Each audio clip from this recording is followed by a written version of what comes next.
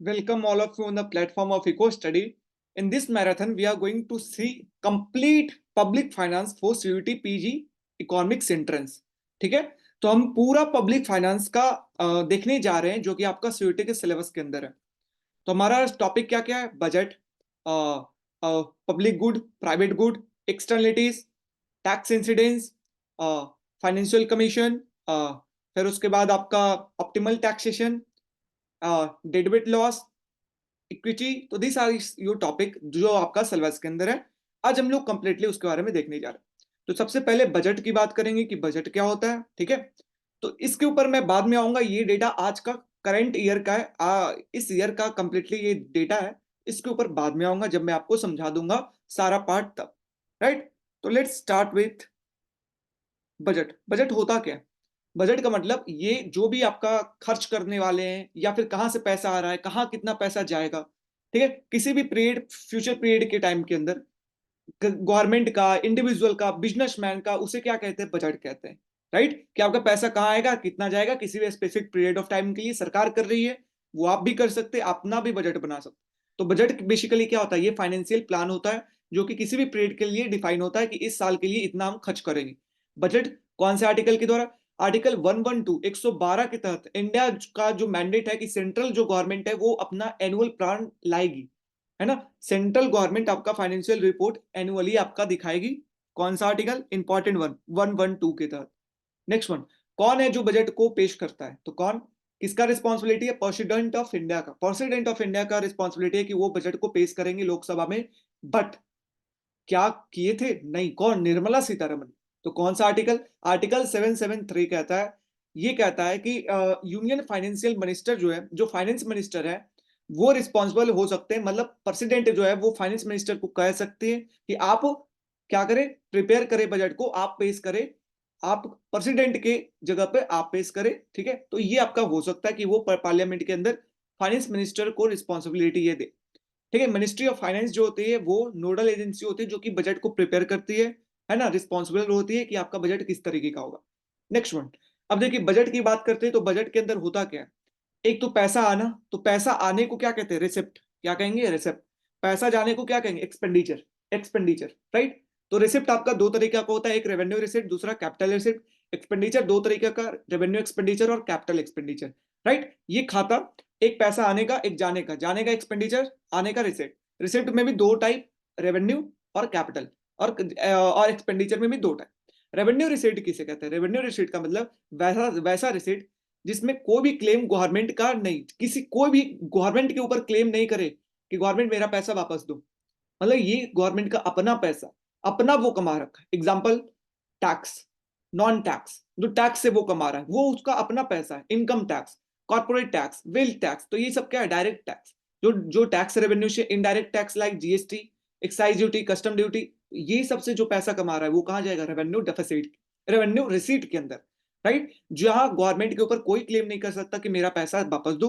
ये non redeemable होते हैं, है ना। ऐसा नहीं है कि पैसा दे दिया तो फिर से वो रिडीम वापस करेगा कि दो मेरा पैसा वापस, टैक्स कर। No, this is completely for government. उसी तरीके से non tax revenue like land tax, wealth tax, तो ये सब जो है किसके अंदर आते हैं? रेवेन्यू रिसीट के अंदर आते हैं। कैपिटल रिसीट के अंदर क्या आते हैं? कैपिटल रिसीट के अंदर आते हैं जो पैसा आपने लोन, अपने एसेट को बेच करके जो आपने कमाया या लोन में किसी से लिया, ये आपके लिए लाइबिलिटी है। ये क्या क्रिएट करता है? आपके लिए लाइबिलिटी क्रिएट करता है, क्योंकि आपने कोई एसेट को बेचा, पब्लिक सेक्टर को बेचा, तो आपके लिए वो क्या है? लाइबिलिटी है, क्योंकि पहले वो एसेट था, वो अब कम हो जाएगा। लोन आपने किसी से लिया है तो आप इंटरेस्ट रेट पे कर रहे हैं, तो वो क्या? लाइबिलिटी है। तो जो लोन से पैसा आ रहा है, जो एसेट को सेल करके पैसा आ रहा है, वो कहाँ जाएगा? कैपिटल रिसिप्ट के अंदर। कहाँ जाएगा? कैपिटल रिसिप्ट के। तो एक डेप्ट, इसके अंदर भी दो पार्ट, एक डेप्ट जो आप लोन ले रहे हैं गवर्नमेंट से वो, एक नॉन डेप्ट जो गवर्नमेंट से आप लोन नहीं ले रहे हैं वो पैसा। जैसे डिसइन्वेस्टमेंट, है ना, स्टेक अपने शेयर, जो पब्लिक सेक्टर एंटरप्राइज है अपने शेयर जो है वो बेच करके, एलआईसी अपना शेयर बेच करके जो पैसा गवर्नमेंट लाया, वो कहा? नॉन डेप्थ के अंदर, कैपिटल रिसिप्ट के अंदर जाएगा। रिकवरीज ऑफ लोन, कहीं से रिकवर, लोन जो है वो रिकवर हुआ है, वो पैसा पे किया, कहाँ जाएगा? कैपिटल एक्सपेंड रिसिप्ट के अंदर जाएगा। डेप्थ, किसी से उधारी मांगा है सरकार ने, वो कहाँ जाएगा? कैपिटल रिसिप्ट के अंदर। What is revenue expenditure? तो ये हमने पढ़ लिया, रिसिप्ट पैसा कहाँ से आता है। तो पहला पैसा आएगा जहां पर सरकार का अपना पैसा होगा, उस पर वो किसी कोई मांग नहीं सकता, कह नहीं सकता कि मेरा पैसा वापस दो, सरकार ने मुझसे उधार लिया। वो टैक्स और नॉन टैक्स हो सकता। दूसरा कैपिटल रिसिप्ट, जिसके अंदर आपका डेप्थ और non depth, right. Revenue receipt, revenue expenditure, खर्च। आपका रेवेन्यू एक्सपेंडिचर क्या होता है? वैसा एक्सपेंडिचर जिसके जो खर्च इसलिए कर रहे हैं क्योंकि देश हमें चलाना है, इसमें कोई भी हमारा एसेट का क्रिएशन नहीं हो, कोई भी एसेट का क्रिएशन नहीं हो। मैंने ना तो यहाँ पे मशीन खरीदा है, ना रोड बनाया, ना रेलवे बनाया, ना इंफ्रास्ट्रक्चर बनाया। सिर्फ देश को चलाने के लिए हमें उतना पैसे की जरूरत होती है। लाइक पेमेंट देना होता है, पेंशन देना होता है, सैलरीज देना होता है, इंटरेस्ट पेमेंट देना होता है। तो ये आपका क्या है? रेवेन्यू एक्सपेंडिचर का पार्ट है, राइट। कि paying interest on loan, salaries, pension, subsidies, different ministry, different department या ग्रांट जो स्टेट गवर्नमेंट को स्टेट देती है, तो वो क्या रेवेन्यू एक्सपेंडिचर के अंदर आता है। तो एक पॉइंट आपको याद रखना है, जो इंटरेस्ट पेमेंट हम लोन के ऊपर पे करते हैं वो कहाँ आता है? रेवेन्यू रिसीप्ट के अंदर, रेवेन्यू एक्सपेंडिचर के अंदर आता है। जो इंटरेस्ट पेमेंट लोन का आप दे रहे हैं वो रेवेन्यू एक्सपेंडिचर के अंदर आता है, राइट। तो यहाँ पे कोई भी एसेट का क्रिएशन नहीं होगा, देश चलाने के लिए ये सब खर्च करना जरूरी है। नेक्स्ट, अब हमें देश में एसेट क्रिएट करना होगा, उसके लिए जो खर्च किया जाए उसे क्या कहते हैं? Capital expenditure. जहां पर कैपिटल बनाया जाए, इक्विपमेंट के अंदर, मशीनरी के अंदर, एजुकेशन, हेल्थ, तो ये सारे सेक्टर के अंदर अगर मनी स्पेंड किया जा रहा है सरकार के द्वारा, तो उसे क्या कहते हैं? Capital expenditure, right. तो जो डेवलपमेंट स्पेंडिंग, जो को इन्वेस्टमेंट, वैसा जो डेवलपमेंट स्पेंडिंग हो वो किसके अंदर आता है? कैपिटल एक्सपेंडिचर के अंदर। लाइक आपका रोड अगर बनाना है तो आपको जमीन लेना होगा, तो जमीन लेना है तो पैसा देना है, तो ये खर्च हो रहा है, उसे क्या कहेंगे? कैपिटल एक्सपेंडिचर के अंदर, राइट। या जो मशीन है उसको अपग्रेड करना है, जो एग्जिस्टिंग मशीन है उसे रिपेयर करना है, जो लोन है, जो आपने लोन लिया है वो तो कैपिटल रिसिप्ट के अंदर आएगा, जो रीपेमेंट करेंगे वो कैपिटल एक्सपेंडिचर के अंदर। तो 15 लाख का अगर लोन लिया था, तो वो लोन लिया, पैसा आया, तो कैपिटल रिसिप्ट। 15 लाख आप पे करेंगे तो वो कैपिटल एक्सपेंडिचर। लेकिन उसमें जो आप इंटरेस्ट रेट पे कर रहे हैं, अगर 10% पे कर रहे हैं, 1.5 लाख रुपया, तो वो कहां जाएगा? रेवेन्यू एक्सपेंडिचर में, रेवेन्यू एक्सपेंडिचर में। Getting my point? इंटरेस्ट जो पे कर रहे हैं वो कहा? रेवेन्यू एक्सपेंडिचर में। और जो लोन का अमाउंट पे कर रहे हैं वो कहा? Capital expenditure. तो this is your capital expenditure है। क्यों कैपिटल एक्सपेंडिचर इंपॉर्टेंट है? क्यों? क्योंकि इसके अंदर एसेट का क्रिएशन होता है, जो कि डिफाइन करेगा कि लॉन्ग टर्म में आपके कंट्री के अंदर क्या नेचर होगा, किस तरीके का इकोनॉमी होगा, रोड होगा, इंफ्रास्ट्रक्चर होगा या नहीं होगा। तो वो किसके ऊपर? कैपिटल एक्सपेंडिचर के ऊपर डिपेंड करता है। और इंडिया का क्या रिकॉर्ड है? अभी इंडिया बहुत अच्छा कर रहा है। आगे मैं आपको करंट अफेयर भी बताता हूं कि इस ईयर का क्या करंट अफेयर है, राइट।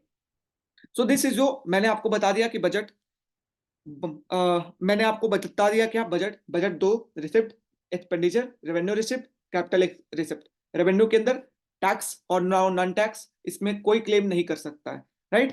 कैपिटल एक्सपेंडिचर की बात करते हैं तो यहाँ पे loan, sale of asset and recoveries of loan, मतलब कि डेप्ट एंड नॉन डेप्ट, यहाँ पे क्लेम कर सकता है कि हाँ मेरा पैसा है, राइट। एक्सपेंडिचर का मतलब रेवेन्यू रिसिप्ट, जो आपको कोई भी एसेट का क्रिएशन नहीं करे, कैपिटल जो आपका एसेट का क्रिएशन करे। रेवेन्यू का मतलब subsidy, grant, interest payment and salary.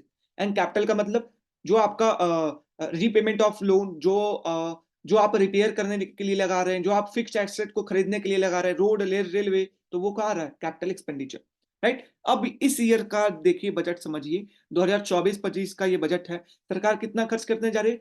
47.6 lakh crore, 47.6 lakh crore जो है वो सरकार खर्च करेगी।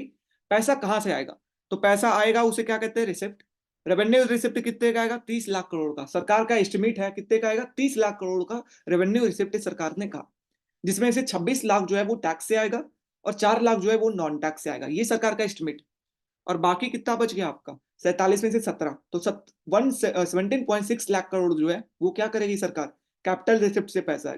कैपिटल रिसिप्ट में वो जो उधार लेगी वो कितना लेगी? जो वो डेप्ट लेगी वो कितना? 16.8 लाख करोड़ सरकार जो है वो कर्ज लेगी दूसरे। नॉन डेप्ट का मतलब जो सेल ऑफ एसेट करके जो पैसा आया होगा, जो आपका जहां से डेप्ट रिकवर हुआ होगा वहां से जो आएगा वो क्या है? नॉन डेप्ट।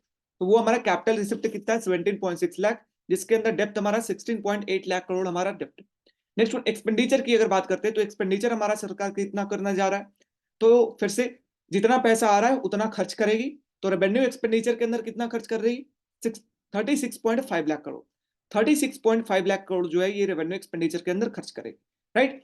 जैसे कि इंटरेस्ट पेमेंट देने में इसको 12.2 लाख करोड़ ये इंटरेस्ट पेमेंट देगी। इकोनॉमिक सर्विसेज के लिए 11 lakh, grant in aid, pension, social services, तो ये सारे के लिए आपको खर्च करेगी, जो कि रेवेन्यू एक्सपेंडिचर के अंदर आए। जो देश को चलाने के लिए काम आएगा, not for asset creation, right. Next one, capital expenditure. तो सरकार कितना का कैपिटल एक्सपेंडिचर करेगी? 11.1 लाख करोड़ का। कितना का? 11.1 लाख करोड़ का। और यहाँ पे 11.1 लाख करोड़ में क्या क्या आएगा? लोन एंड एडवांसेस कितना? 2.4 lakh crore. Economic services 7.3 lakh. General services तो रोड रेलवे जो भी बनाना है वो कितना बनाएगी? 11.1 लाख करोड़ में। अब देखिए, तो ये आप समझ लिए कि सरकार कहाँ कितना पैसा लाएगी, कहाँ नहीं लाएगी। ये नहीं पूछने वाले आपसे कि रेवेन्यू एक्सपेंडिचर के अंदर कितना पैसा है, कैपिटल के अंदर कितना पैसा है, नहीं पूछने वाले। ये बल पूछ सकते हैं रेवेन्यू एक्सपेंडिचर के अंदर क्या चीजें आती है, क्या चीजें नहीं आती है, और कितना इस बजट के अंदर आएगा पैसा, वो नहीं पूछने वाले। नेक्स्ट वन, डेफिसिट, जो आपसे एग्जाम में पूछेंगे। What is fiscal deficit? Fiscal deficit का मतलब राजकोषीय घाटा।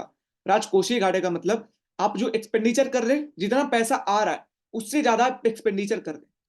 तो कितना आप ज्यादा एक्सपेंडिचर कर रहे हैं एज कंपेरिजन टू आपका जो नॉन डेप्ट रिसिप्ट है, बिना उधार का पैसा आपके पास कितना है, और उससे ज्यादा आप जो खर्च कर रहे होंगे वो क्या कहोगे? किसी से उधार ही लियो। तो हमारे पास एक्सपेंडिचर कितना था? 46.6 लाख करोड़, 47.6 लाख करोड़ खर्च करेगा जी। यहाँ पर नॉन डेप्ट रिसिप्ट की बात करते हैं, जहां पर लोन का पैसा नहीं, वो अपना ही इसका पैसा है, तो 30 लाख करोड़ ये टैक्स से लाता, 0.7 लाख करोड़ ये क्या लाता? अपने एसेट को सेल करके। तो ये अमाउंट हमारा क्या आता? पैसा लेकर के आता। तो बाकी का जो अमाउंट बच गया वो क्या है? दूसरे कंट्री से उधार ले रहा है। कितना? 16.85 लाख करोड़, जो कि 5.1% ऑफ द जीडीपी। तो इस ईयर का जो फिस्कल डेफिसिट एस्टिमेशन है वो कितना है? 5.1% ऑफ द जीडीपी, राइट। ये आपका एस्टिमेट है कि अगले साल ये होगा, सरकार का टारगेट है, राइट। पिछले ईयर जो था वो 5.9%, कितना? 5.9% था, ठीक है ना। 5.9% फिस्कल डेफिसिट। रेवेन्यू डेफिसिट का मतलब क्या होता है? रेवेन्यू डेफिसिट का मतलब होता है घाटा। घाटा मतलब जब आप खर्च ज्यादा करेंगे देन रिसिप्ट, देन जितना पैसा आ रहा है उससे ज्यादा खर्च करेंगे रेवेन्यू के अंदर, तब उसे रेवेन्यू रिसिप्ट कहेंगे। Revenue expenditure minus what? Revenue receipt. तो रेवेन्यू एक्सपेंडिचर कितना कर रहा है सरकार? 36 लाख करोड़। रेवेन्यू रिसिप्ट कितना? 30। तो ये 6.5 लाख करोड़ कितना? 2%। मतलब 2% जीडीपी का हमारा क्या है? रेवेन्यू डेफिसिट है। Effective revenue deficit. Effective revenue deficit क्या होता है? फिस्कल डेफिसिट में हमें जो भी ग्रांट एसेट क्रिएशन के लिए सरकार ने दिया है, क्योंकि जो ग्रांट सरकार देती है स्टेट को, वो किसके अंदर आता है? रेवेन्यू एक्सपेंडिचर के अंदर आता है। और ग्रांट जो कैपिटल एसेट बनाने के लिए दिया है, लाइक स्कूल बनाने के लिए दिया है, लाइक हॉस्पिटल बनाने के लिए दिया, तो वो अच्छा चीज है ना, वो पॉजिटिव है। दैट्स वाई उसको माइनस करेंगे, वो जो राजकोषीय घाटा है उसमें माइनस करेंगे, तो वो क्या आएगा? Effective revenue deficit. कि जो आपका फिजिकल डेफिसिट है उसमें अगर हम grant for creation of asset, capital asset, ये अगर हम माइनस करें तो वो कितना आएगा? Effective revenue deficit. ये अगर माइनस करें फिजिकल डेफिसिट आपका कितना है? 16.85 लाख करोड़। जो ग्रांट के लिए इन्होंने दिया था, जो ये निकालते तो ये कितना आएगा? 0.8% of the GDP. 0.8% of the GDP. Primary अगर डेफिसिट की बात करते हैं, ये इंपॉर्टेंट है। Primary deficit, what is primary deficit? Primary deficit का मतलब है जो आपका टोटल रेवेन्यू आया माइनस जो टोटल आप एक्सपेंडिचर कर रहे हैं, excluding interest payment of its. Total revenue आपका कितना आया था? 30 लाख करोड़। कितना? 30 लाख करोड़ आपका क्या आया था? टोटल आपका रेवेन्यू आया था, रेवेन्यू रिसिप्ट हुआ, राइट। टोटल एक्सपेंडिचर आप कितना कर रहे थे? टोटल एक्सपेंडिचर जो आपका इंटरेस्ट पेमेंट को छोड़ करके, इंटरेस्ट पेमेंट मैंने कितना किया? ऊपर देख सकते हो, इंटरेस्ट पेमेंट मैंने 12 लाख करोड़ किया। तो इसको छोड़ करके जो मैंने रेवेन्यू एक्सपेंडिचर किया है, तो वो हमारा क्या होगा? Primary deficit. उसे क्या कहते हैं? Primary deficit. कि टोटल रेवेन्यू डेफिसिट में हमें माइनस करना है क्या? जो आपका इंटरेस्ट पेमेंट है उसको छोड़ करके कितना हम एक्सपेंडिचर कर रहे हैं।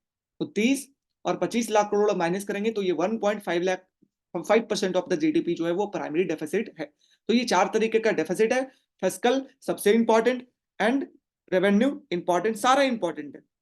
Effective and what? Primary. Fiscal total expenditure minus जो आपका पैसा आ रखा है नॉन डेप्ट, वो रेवेन्यू का मतलब revenue expenditure minus revenue receipt. Effective revenue का मतलब फिस्कल डेफिसिट में आपको जो क्रिएशन ऑफ एसेट के लिए ग्रांट दिए उसे माइनस करो। प्राइमरी डेफिसिट का मतलब जो टोटल रेवेन्यू रिसिप्ट है उसमें माइनस करो क्या? जितना भी एक्सपेंडिचर किए हैं रेवेन्यू एक्सपेंडिचर के अंदर, सिर्फ इंटरेस्ट पेमेंट को छोड़कर, राइट। अब आपका डेटा देख लीजिए, कुछ इंपॉर्टेंट पॉइंट है इस ईयर का।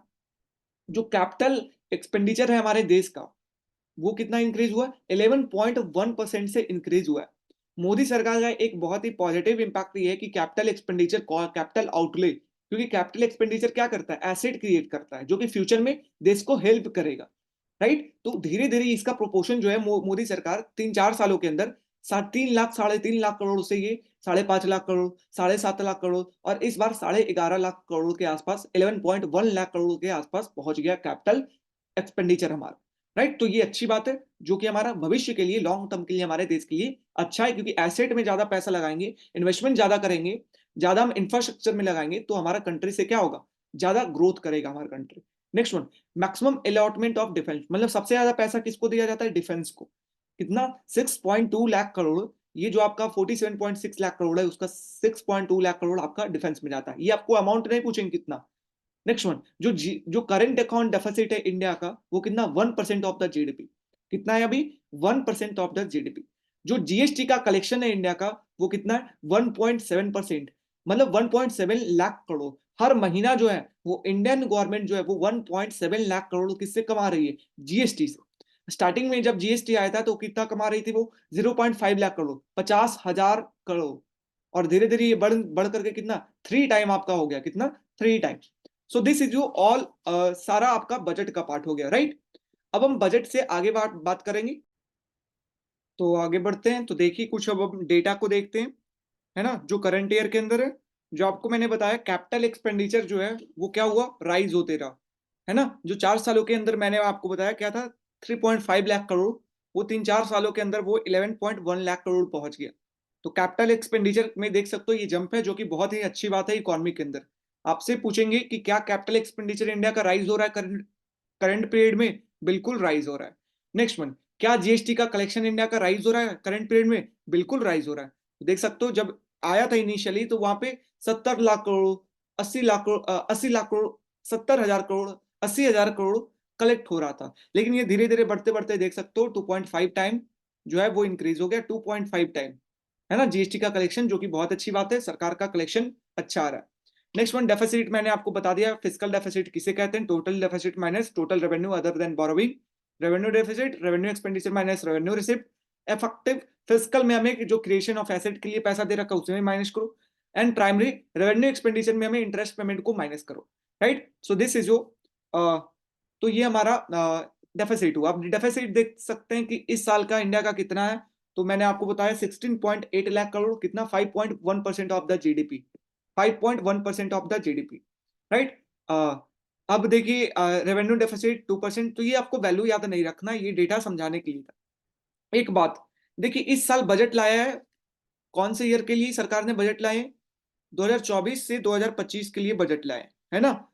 इसी बजट के अंदर जो फाइनेंस मिनिस्टर है वो एस्टिमेट बताएगी, रिवाइज एस्टिमेट क्या था पिछले साल का, रिवाइज्ड आपका क्या था, पिछले साल में क्या चेंज हुआ, कितना, कहां पर ज्यादा पैसा देना पड़ा, कहां पे कम पैसा देना पड़ा, उसके लिए रिवाइज्ड वो एस्टिमेट लाएगी, राइट। तो वो 2000 कौन से ईयर के लिए, 2023-24 का जो होगा उसके लिए वो रिवाइज्ड एस्टिमेट लाएगी, राइट। अब देखिए जो एक्चुअल होगा, एक्चुअल एस्टिमेट, एक्चुअल खर्च हुआ होगा, उसके लिए एक्चुअल खर्च कब का, जब 2022-23 का जो एक्चुअल खर्च होगा उसके लिए वो बताएगी कि कितना एक्चुअल में कितना खर्च हुआ था, वो 2022-23 का इस फाइनेंस ईयर वो बताएगी। और रिवाइज एस्टिमेट पिछले साल। फिर अगली साल बात करते हैं 2025-26 में जब आएगा हमारा बजट नेक्स्ट ईयर, तो वहां पर रिवाइज एस्टिमेट किसका आएगा, 24-25 का, किसका, 24-25 का। और एक्चुअल किसका आएगा, एक्चुअल आपका 2023-24 का। समझ रहे हो, तो ये आपका होता है कि आपका जिस ईयर बजट हो रहा है उसके एक पीछे ईयर का रिवाइज एस्टिमेट बताया जाता है कि क्या आपका चेंजेस हुई है, और उसके 2 ईयर पीछे का, जिस ईयर है उसके 2 ईयर पीछे का वो क्या बताया जाता है, एक्चुअल में कितना है, राइट। नेक्स्ट वन, ये डेफिसिट के अंदर आप देख सकते हैं इंडिया का क्या हाल था, ठीक है। तो डेफिसिट के अंदर जो जो कोविड पीरियड का टाइम आया वहां पे डेफिसिट हमारा क्या था, बिल्कुल राइज हुआ, है ना, देख सकते हो, क्योंकि सरकार खर्च ज्यादा कर रही थी, पैसे कम आ रही थी, है ना, एक्सपेंडिचर सरकार का इंक्रीज हुआ था। बट धीरे धीरे आपका देखिए डिक्लाइन हो रहा है, और आपका 5.1% अभी आपका फिजिकल डेफिसिट, राइट। पैसा कहां से आ रहा है, पैसा कहां से जा रहा है, पैसा आ कहां से रहा, तो पैसा आ रहा है, सबसे ज्यादा पैसा कहां से आ रहा है, बोरोविंग से, उधार से पैसा आ रहा है।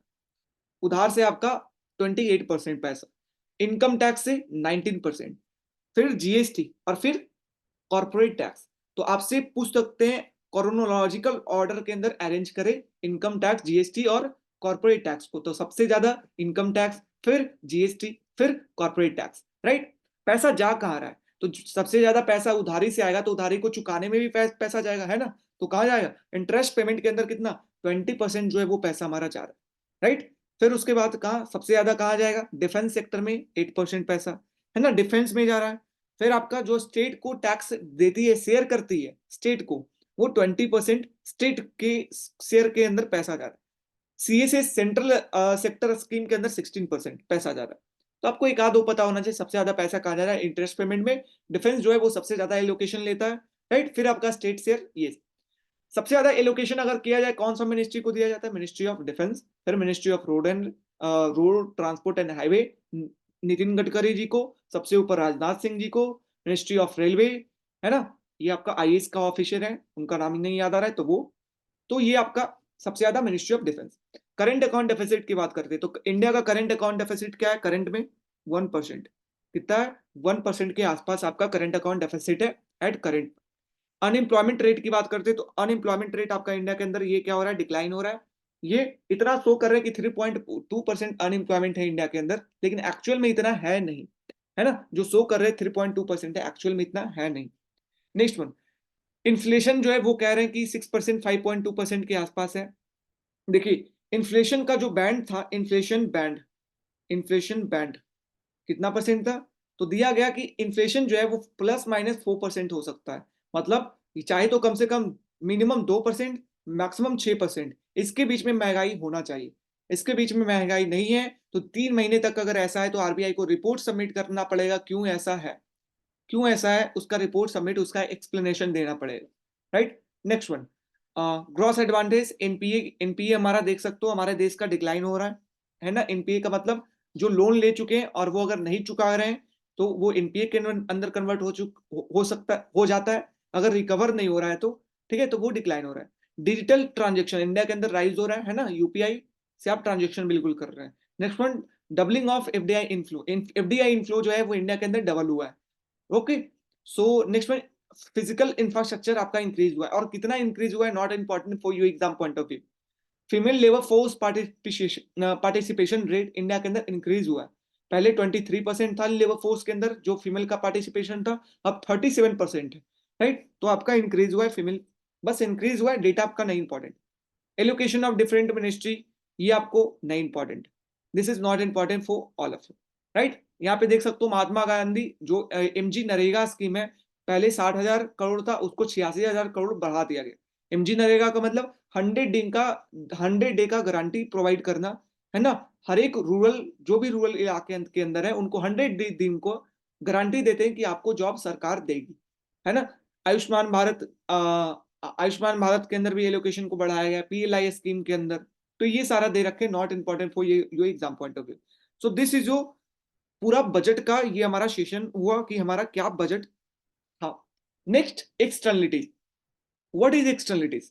एक्सटर्नलिटीज का मतलब होता है जब कोई भी बायर और सेलर के बीच में अगर कोई ट्रांजेक्शन हो रहा है तो डायरेक्टली या इनडायरेक्टली अगर वो दूसरे पर्सन को इफेक्ट पहुंच रहा है, क्या डायरेक्टली या इनडायरेक्टली अगर वो दूसरे पर्सन को इफेक्ट पहुंच रहा है, हमारे और आपके बीच में क्या हो रहा है, पढ़ाई, हम पढ़ा रहे हैं, आप पढ़ रहे हैं, और इसके कारण अगर कोई घर में तीसरा इंसान को कोई इफेक्ट पहुंच रहा है, उसे क्या कहेंगे, उसके ऊपर एक्सटर्नलिटीज क्रिएट हो रहा है।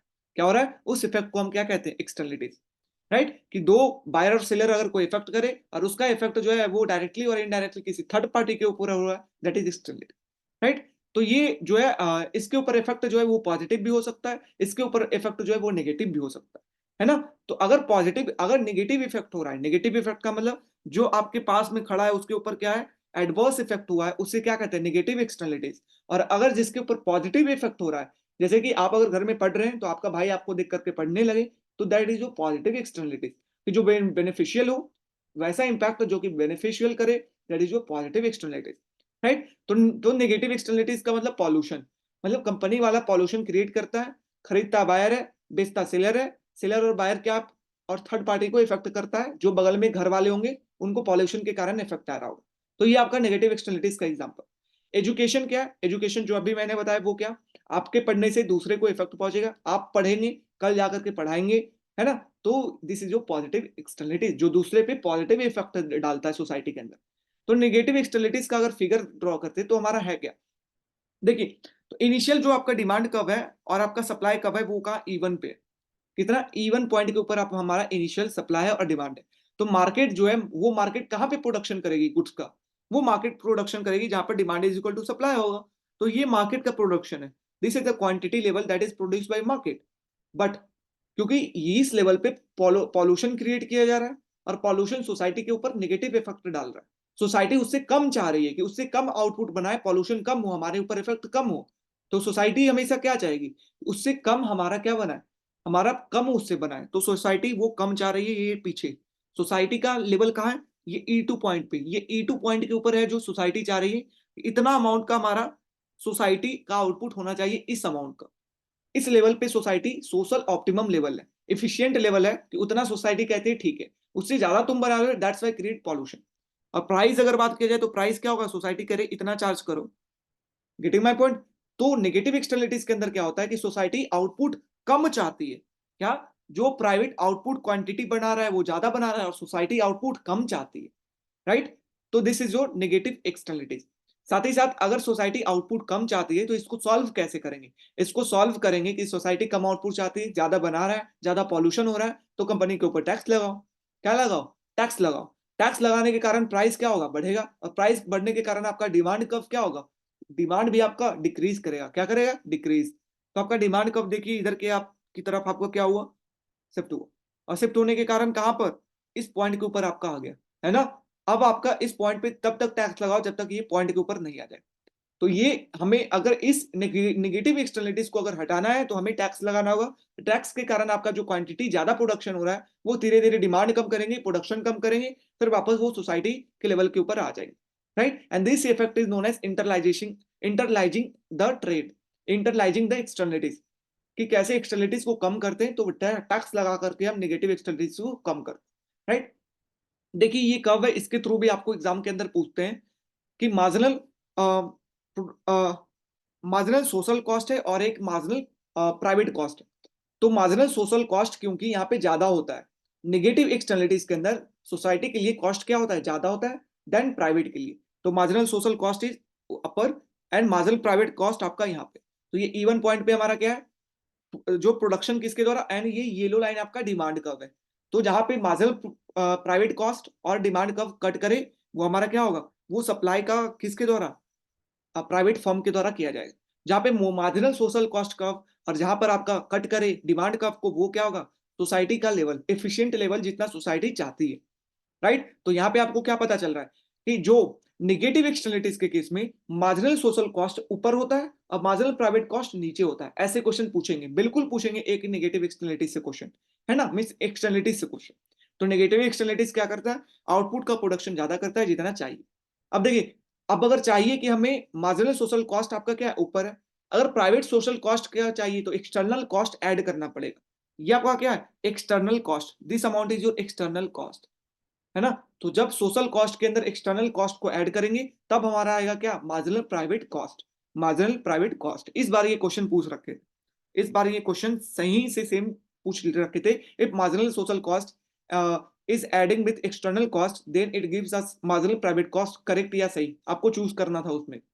Next one, positive externalities. Positive externalities का मतलब क्या होता है कि सप्लाई आपका और डिमांड आपका कहाँ है, इक्विलिब्रियम आपका E1 पॉइंट के ऊपर है। कहाँ, E1 पॉइंट के ऊपर आपका इक्विलिब्रियम है इनिशियली। प्राइस लेवल, तो ये मार्केट का के द्वारा सप्लाई कितना किया जा रहा है, मार्केट के द्वारा ये QP अमाउंट, और प्राइस कितना है, PP अमाउंट, राइट। लेकिन सोसाइटी डिमांड क्या कर रही है, डिमांड कर रही है ज्यादा। लाइक एजुकेशन, एजुकेशन प्राइवेट के द्वारा सप्लाई किस पॉइंट पे, E1 पॉइंट पे किया जा रहा है, लेकिन सोसाइटी डिमांड कितना कर रही है, DS पॉइंट, है ना, इस पॉइंट पे E2 पॉइंट, क्या E2 पॉइंट। इस E2 पॉइंट के लिए आपको क्या करना होगा, सरकार को सब्सिडी देना होगा। क्या देना होगा सरकार को, सब्सिडी। कितना अमाउंट का सब्सिडी देना होगा, जो ये आपका गैप है ये सब्सिडी का अमाउंट हो, तब जाकर के सब्सिडी देगी, स्कूल खोलेगी, स्कूल इंसेंटिव देगी प्राइवेट को कि आप स्कूल खोले। फिर ये जो आपका प्राइवेट का क्वांटिटी है और सोसाइटी का क्वांटिटी, ये प्राइवेट वाले स्कूल खोलना स्टार्ट करेंगे और सोसाइटी के क्वांटिटी के पास वो पहुंचेंगे, राइट। सो दिस इज ये तरीके से आपका देख सकते हो, यहाँ पे स्कूल वो खोलेगी, स्कूल खोलेगी और सप्लाई क्या होगा, धीरे धीरे बढ़ेगा। आप देख सकते हो फिर से ये वापस है, तो क्या सब्सिडी प्रोवाइड किया जाएगा। तो this is your positive externalities. यहाँ पे सप्लाई कर्व क्या होता है, क्वांटिटी जो सप्लाई है वो ज्यादा होता है, ज्यादा डिमांड कर रही है सोसाइटी की, मुझे ज्यादा क्वांटिटी चाहिए, और जो प्राइवेट फर्म प्रोडक्शन कर रहा है वो कम कर रहा है। सोसाइटी ज्यादा चाह रही है और प्राइवेट कम प्रोडक्शन कर रहा है, that is your positive externality. तो यहाँ पे जो सोशल क्वांटिटी है वो ग्रेटर है प्राइवेट क्वांटिटी से, यहाँ पे जो सोशल बेनिफिट है वो ज्यादा है प्राइवेट बेनिफिट्स, राइट। इंटरलाइजिंग, अगर इंटरलाइजिंग मींस पॉजिटिव एक्सटर्नलिटीज को अगर खत्म करना है, कैसे खत्म करेंगे? सब्सिडी दे करके, सरकार सब्सिडी देगी, स्कूल खुलेगा, वापस आपका जितना डिमांड कर रहे हैं उतना आ जाएगा, right. So this is a, तो वहां पर आपका क्या था, मार्जिनल प्रोडक्ट जो था, मार्जिनल प्राइवेट कॉस्ट जो था वो आपका राइट साइड था। यहाँ पर क्या है, क्योंकि सोसाइटी क्या है, ज्यादा चाह रही है, तो मार्जिनल सोशल कॉस्ट अब क्या है, राइट साइड है ना। और मार्जिनल प्राइवेट कॉस्ट कम प्रोडक्शन कर रहा है तो वो पीछे है ना। तो दिस इज जो सोसाइटी का लेवल हमारा क्या है, ये आउटपुट का प्रोडक्शन सोसाइटी चाह रही है जो कि इफिशियंट लेवल पे, लेकिन प्राइवेट वाला क्या कर रहा है, कम प्रोडक्शन कर रहा है ना। तो मार्जिनल फिजिकल प्रोडक्ट ऊपर है, मार्जिनल सोशल कॉस्ट नीचे इन पॉजिटिव एक्सटर्नलिटी। अब देखिए, what are the solution, what are the solution of positive externalities, give me a second guys. What are the what are the solution of externality, solution क्या है? पहला solution है control based, मतलब control करो। ज्यादा pollution create कर रहा है, गवर्नमेंट कहेगा चलो लाओ आ जाओ हमारे बंधन में आ जाओ, हमें स्टेक सेल करो, मैं तुम्हें कंट्रोल करूंगा। तो ये लेकिन सक्सेसफुल स्ट्रैटेजी नहीं है। सक्सेसफुल स्ट्रैटेजी क्या है, मार्केट बेस्ड। मार्केट बेस्ड का मतलब ज्यादा आपका पॉल्यूशन कर रहा है, टैक्स लगा दो उसके ऊपर। ज्यादा पॉल्यूशन कर रहा है, दूसरा तरीका है रेगुलेशन लगा दो उसके ऊपर। ज्यादा पॉल्यूशन कर रहा है, परमिट लगा दो उसके ऊपर, राइट। तो ये तरीका, टैक्स के अंदर क्या है, तुम टैक्स पे करते रहो, हर एक यूनिट आप पॉल्यूशन क्रिएट करेंगे उसके लिए टैक्स सरकार को पे करते रहो, तुम्हारा जितना मन है उतना तुम पॉल्यूशन क्रिएट कर सकते हो। बस आप क्या करो, टैक्स पे करते रहो, तो आपका टैक्स रेट क्या है, बिल्कुल फिक्स है ना। तो आपका टैक्स रेट बिल्कुल फिक्स है, आप जितना क्वांटिटी चाहते हो उतना आप प्रोडक्शन करते रहो। तो यहाँ पर क्या होता है, परफेक्ट परफेक्ट इलास्टिक। क्या होता है, परफेक्ट इलास्टिक, ठीक है। परमिट का मतलब क्या होता है, परमिट का मतलब होता है कि आपको बिल्कुल फिक्स कर दिया गया है कि इतना ही जो है वो हम पॉल्यूशन होना चाहिए, इतना ही पॉल्यूशन होना चाहिए चाहे कैसे भी हो। तो कोई दो फर्म होगा, एक पेपर फर्म है और एक स्टील फर्म है। तो पेपर फर्म कम पॉल्यूशन करता है, स्टील फर्म ज्यादा पॉल्यूशन करता है। तो सरकार ने कह रहा है कि 800, है ना, 800 यूनिट का ही पॉल्यूशन होना चाहिए। तो पेपर फर्म कम पॉल्यूशन करता है, स्टील फर्म ज्यादा, तो उसे जरूरत होगा तो वो पेपर फर्म से खरीदेगा, है ना। वो एक तरीके से ट्रेड होगा यहाँ पर, है ना। तो वो पेपर फर्म से खरीदेगा और पेपर वाला क्या करेगा, उसे बेचेगा कुछ पैसे के अमाउंट में। लेकिन आपका जो फिक्स है, इतना, इससे ज्यादा आप पॉल्यूशन नहीं कर सकते, बाकी आप जो करे आपस में ट्रेड करे पैसे के ऊपर, तो वो परमिट होता है। क्या होता है, परमिट। तो परमिट के अंदर क्या होता है आपका, देख सकते हो, perfect in elastic, perfect in elastic. अगर आपका सरकार को पैसा कमाना है तो वो टैक्स लगाएगी, है ना। हर एक पॉल्यूशन के ऊपर सरकार को कुछ अमाउंट का टैक्स मिलेगा। अगर सरकार को इन्वायरमेंट एस्पेक्ट से सोचना है तो वो परमिट लगाएगी, है ना। परमिट लगाएगी क्योंकि वो आपका क्वांटिटी बिल्कुल फिक्स है, उससे ज्यादा नहीं कर। लेकिन यहाँ पे सरकार को कोई बेनिफिट नहीं। रेगुलेशन का मतलब है, रेगुलेशन लगा दिया कि 300 यूनिट से ज्यादा तुम्हें नहीं बनाना है, ये सही तरीका नहीं है, right. So this is your tax regulation and permit, this is your market based. जो अभी मैंने बताया वही चीजें यहाँ पे। प्राइवेट मार्जिनल कॉस्ट क्या है, ज्यादा है, मीन्स ये क्या है, निगेटिव एक्सटर्नलिटीज। क्या है, negative externalities, right. Private marginal cost जो है वो इतना प्रोडक्शन क्या कर रहा है प्राइवेट वाला, सोसाइटी कितना चाह रहा है, यहाँ पे सोशल कॉस्ट इतना है। तो ये जो बीच का अमाउंट है ये हमारा क्या है, डेड वेट लॉस। ये हमारा अमाउंट जो ट्रायंगल आ रहा है ये हमारा क्या है, dead weight loss for society, है ना। ये वेलफेयर का लॉस है, राइट। This it. और इसे कम कैसे करेंगे, इंटरलाइज करना है तो टैक्स का रेट लगाएंगे, है ना। ये प्लस करेंगे, ये बीच का क्या है, एक्सटर्नल कॉस्ट, एक्सटर्नल कॉस्ट, समझ रहे हो।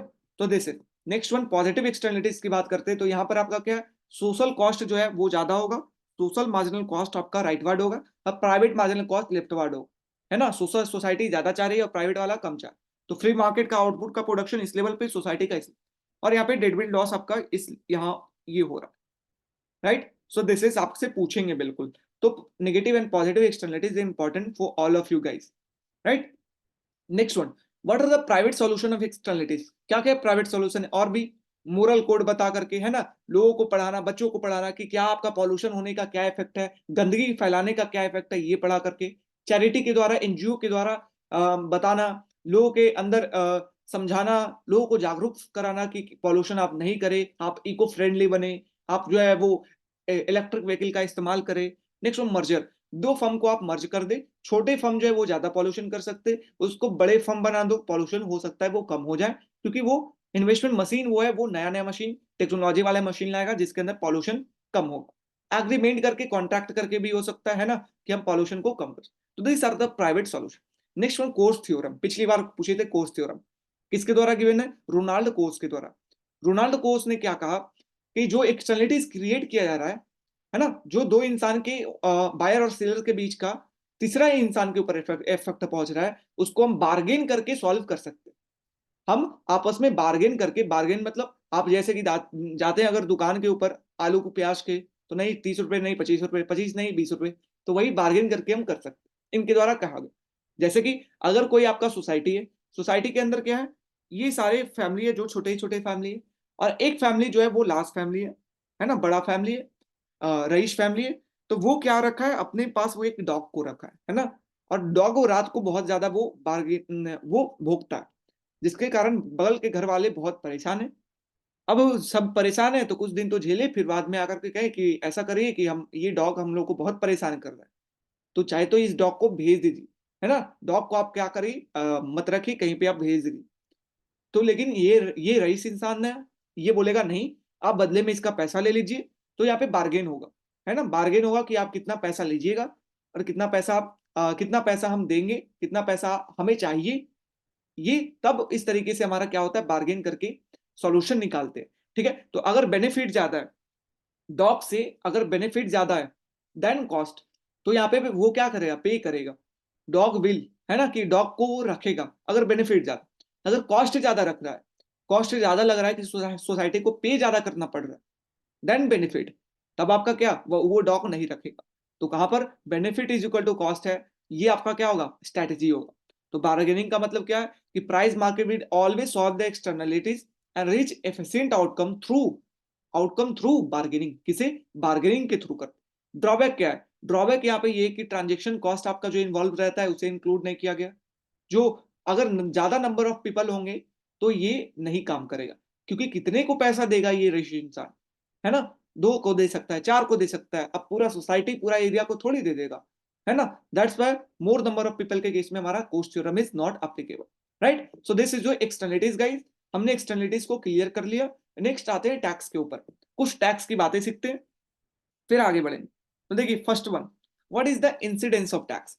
इंसिडेंस ऑफ टैक्स का मतलब क्या होता है, जिसके ऊपर टैक्स लग रहा है उसे क्या कहेंगे, इंसिडेंस। टैक्स जिसके ऊपर इम्पोज्ड है उसे इंसिडेंस कहेंगे। अब इम्पोज्ड है तो जरूरी थोड़ी है कि वो पे करेगा, वो हो सकता है वो दूसरे से पे करवाए, वो दूसरे से पैसा कलेक्ट करे और वो जमा करे, राइट। तो ये भी हो सकता है, और हो सकता है वो पे भी करे। तो इंसिडेंस का मतलब है जिसके ऊपर लग रहा है, वो पे करे ना करे उससे लेना देना नहीं। इम्पैक्ट का मतलब जो आपका जो इफेक्ट है टैक्स का, जिसके ऊपर इफेक्ट हो रहा है, जो पे कर रहा है। लाइक अगर मैं जीएसटी की बात करता हूं तो जीएसटी क्या अलग, किसके ऊपर लगता है, सेलर के ऊपर। लेकिन सेलर तो जमा करके देता है टैक्स कलेक्ट करके, लेकिन एक्चुअल में किसके ऊपर बर्डन है, बायर के ऊपर, लोगों के ऊपर, कंज्यूमर के ऊपर। तो ये सेलर आपका क्या है, सेलर के ऊपर इंसिडेंस लग रहा है, क्या लग रहा है, इंसिडेंस। और बायर के ऊपर क्या लग रहा है, इम्पैक्ट। इसके इफेक्ट किसका है, टैक्स का इफेक्ट किसके ऊपर हो रहा है, बायर को। लेकिन जो आपका किसके ऊपर लगा था टैक्स, सेलर के ऊपर, राइट। तो that is your impact and incidence. Direct tax क्या है, डायरेक्ट टैक्स का मतलब है अगर इंसिडेंस और इम्पैक्ट दोनों अगर एक ही पॉइंट के टाइम पर हो, सेम इंसान के ऊपर हो, उसे डायरेक्ट टैक्स कहते हैं। मतलब उसी टैक्स, उसी इंसान के ऊपर टैक्स लग रहा है और वही इंसान पे भी कर रहा है, तो हम क्या कहेंगे, डायरेक्ट टैक्स। लाइक आपका इनकम टैक्स है तो वो आप क्या करते हैं, आप ही के ऊपर लग रहा है टैक्स, आप ही पे करते हैं इनकम टैक्स, राइट। तो this is a direct tax. Indirect tax क्या होता है, इनडायरेक्ट टैक्स का मतलब होता है आप जिसके ऊपर इंसिडेंस लग रहा है, टैक्स लग रहा है, वो पे नहीं करे, दूसरा पर्सन जो है वो इम्पैक्ट बर्डन। तो tax which has an incidence and impact at a different point in is known as indirect tax। क्या, indirect tax, कि लगा किसी और के ऊपर और बर्डन किसी और के ऊपर, तो इसे इनडायरेक्ट टैक्स कहेंगे, राइट। तो जब आपका इंसिडेंस और इम्पैक्ट सेम हो, डायरेक्ट टैक्स, जब इंसिडेंस और इम्पैक्ट डिफरेंट हो, indirect tax. What are the method of taxation. तो देखिए पहला है प्रोग्रेसिव टैक्सेशन। प्रोग्रेसिव टैक्सेशन का मतलब क्या है, जैसे जैसे आपका इनकम बढ़ रहा है वैसे वैसे आप क्या कर रहे हैं, टैक्स का अमाउंट बढ़ा रहे हैं। आपका इनकम 1,000 था, बढ़ 10% था, तो आप कितना पे कर रहे थे, 100 रुपये। जैसे जैसे आप बढ़ेंगे, आप अपर लॉबी के अंदर बढ़ते जाएंगे, इनकम टैक्स के अंदर आप ज्यादा पे करेंगे, right. So this is your progressive taxes. Regressive taxation का मतलब क्या होता है? रिग्रेसिव टैक्सेशन का मतलब होता है जैसे जैसे आपका इनकम बढ़ेगा वैसे वैसे रेट आपका डिक्रीज होगा, उल्टा डायरेक्शन में, जैसे जैसे इनकम आपका इंक्रीज होगा वैसे वैसे आपका टैक्स क्या होगा, डिक्लाइन होगा। That is your regressive taxation. क्या है? Regressive taxation. अब देखिए एक अच्छा टैक्स सिस्टम होने के लिए क्या चाहिए? 5 प्रिंसिपल। पहला fairness, equity, administrative simplicity, flexibility and transparency. ज्यादा इंपॉर्टेंट नहीं, ठीक है। तो fairness, efficiency, administrative simplicity, flexibility and transparency, ये 5 प्रिंसिपल है जिसके ऊपर एक अच्छा टैक्स होना चाहिए। अब देखिए next one, what is value added tax? VAT क्या था? तो वैट क्या था? वैल्यू मींस वैल्यू एडिशन जो प्रोडक्शन के अंदर हो रहा है उसके अंदर जो टैक्स आपका हर एक स्टेज, हर एक डिफरेंट पॉइंट ऑफ प्रोडक्शन जो आपका वैल्यू स्टेज है, एडेड जो चेन है, जब आपका प्रोडक्शन, जब इनपुट खरीद रहे हैं तब टैक्स, जब आप बना रहे हैं तब टैक्स, जब बेच रहे हैं तब टैक्स, सेल टैक्स अलग से, अलग अलग टैक्स डिफरेंट डिफरेंट पॉइंट के ऊपर जो लग रहा है उसे क्या कहते हैं? VAT. It is imposed and collected at a different point of time of a value and of the value additional chain, and this is a multi-point tax collection, tax collection, right? Value added tax का cascading effect नहीं है, ठीक है, और cascading effect नहीं है। अब क्यों इंडिया जो है वो वैल्यू एडेड टैक्स को अपनाया, उसका लिखा हुआ है not important for your examination, आपके लिए data important. Next one, GST. GST की अगर बात करते हैं तो जीएसटी आया कब? 2017 के अंदर। ये वैट था, वैट को ही लाया गया जीएसटी के तरीके से बना करके, राइट। तो जीएसटी का मतलब क्या है? जितना भी टैक्स इंडिया के अंदर था उसको इंटीग्रेट करना, एक tax banana, that is national tax, है ना। सेंटर अपना अलग टैक्स लगाता है, स्टेट अपना अलग टैक्स लगाता है, जिसके कारण बहुत ज्यादा टैक्स का बर्डन हो जाता है ना, सप्लाई का गुड्स, फिर आपका लीकेज भी इकोनॉमी के अंदर ज्यादा हो जाता है। दैट्स वाई यहाँ पे हमारा क्या, एक टैक्स आया हमारा जीएसटी, दैट इज जो national tax, popularly known as single VAT, सिर्फ एक रेट के ऊपर लग रहा है ना, सिंगल वैट। तो नेक्स्ट वन हमारा क्या, जीएसटी कौन सा अमेंडमेंट के थ्रू आया? 100। कौन सा अमेंडमेंट के थ्रू आपका जीएसटी आया है? 100 अमेंडमेंट के थ्रू आपका जीएसटी जो है वो आया। तो आपका यहाँ पे देख सकते हैं ये अलग अलग टैक्स था, है ना, अलग अलग टैक्स को सबको मिलाया गया एक के अंदर। तो केलकर कमेटी जो थी वो जो है 2006 के अंदर ही ये रिपोर्ट दी थी कि आपको जीएसटी लाना चाहिए, ठीक है, केलकर कमेटी के द्वारा। तो कौन सा कॉन्स्टिट्यूशन के बिल के तहत आया है? 101, 101 कॉन्स्टिट्यूशन बिल के तहत आपका जीएसटी जो है वो आया है, राइट। ये पार्लियामेंट के अंदर 2016 में आया लेकिन इंप्लीमेंट 2017 से हुआ, 1 जुलाई 2017 से आपका जीएसटी जो है वो इंप्लीमेंट हुआ, राइट। तो जो अल्कोहल हो या कुछ और भी कंजम्पशन, उसको छोड़ करके, पेट्रोलियम हो उसको छोड़ करके सारे के ऊपर जीएसटी आपका क्या होता है, लगता है। Petroleum product, high speed diesel, natural gas, aviation turbine fuel, तो ये सबको छोड़ करके बाकी के ऊपर आपका जीएसटी लगता है, राइट। तो आपका 8 सेंट्रल टैक्स को मिला दिया गया, 9 स्टेट टैक्स को जीएसटी के अंदर मिला दिया गया, और जीएसटी के अंदर बैंड क्या दिया गया? जीएसटी के अंदर बैंड दिया गया 5%, 5% का टैक्स लगने वाला बैंड, 12% का, 18% का, 28% का, राइट। तो ये आपका जीएसटी का क्या है, बैंड, 5, 12, 18 और 28। लेकिन अभी जो है एक 0% भी ऐड किया गया, क्या 0% भी ऐड किया गया, राइट। अब देखिए जो तंबाकू प्रोडक्ट है, लग्जरियस गुड है, जो ड्रिंक है, पान मसाला है, तो ये सबके ऊपर 28% से भी ऊपर टैक्स लगता है। ये सबके ऊपर एडिशनल जो है वो चार्ज किया जाता है, शेष वगैरह कलेक्ट किया जाता है यहाँ से, right. So this is about GST, right. तो ये आपका GST. Next one, FRBM act.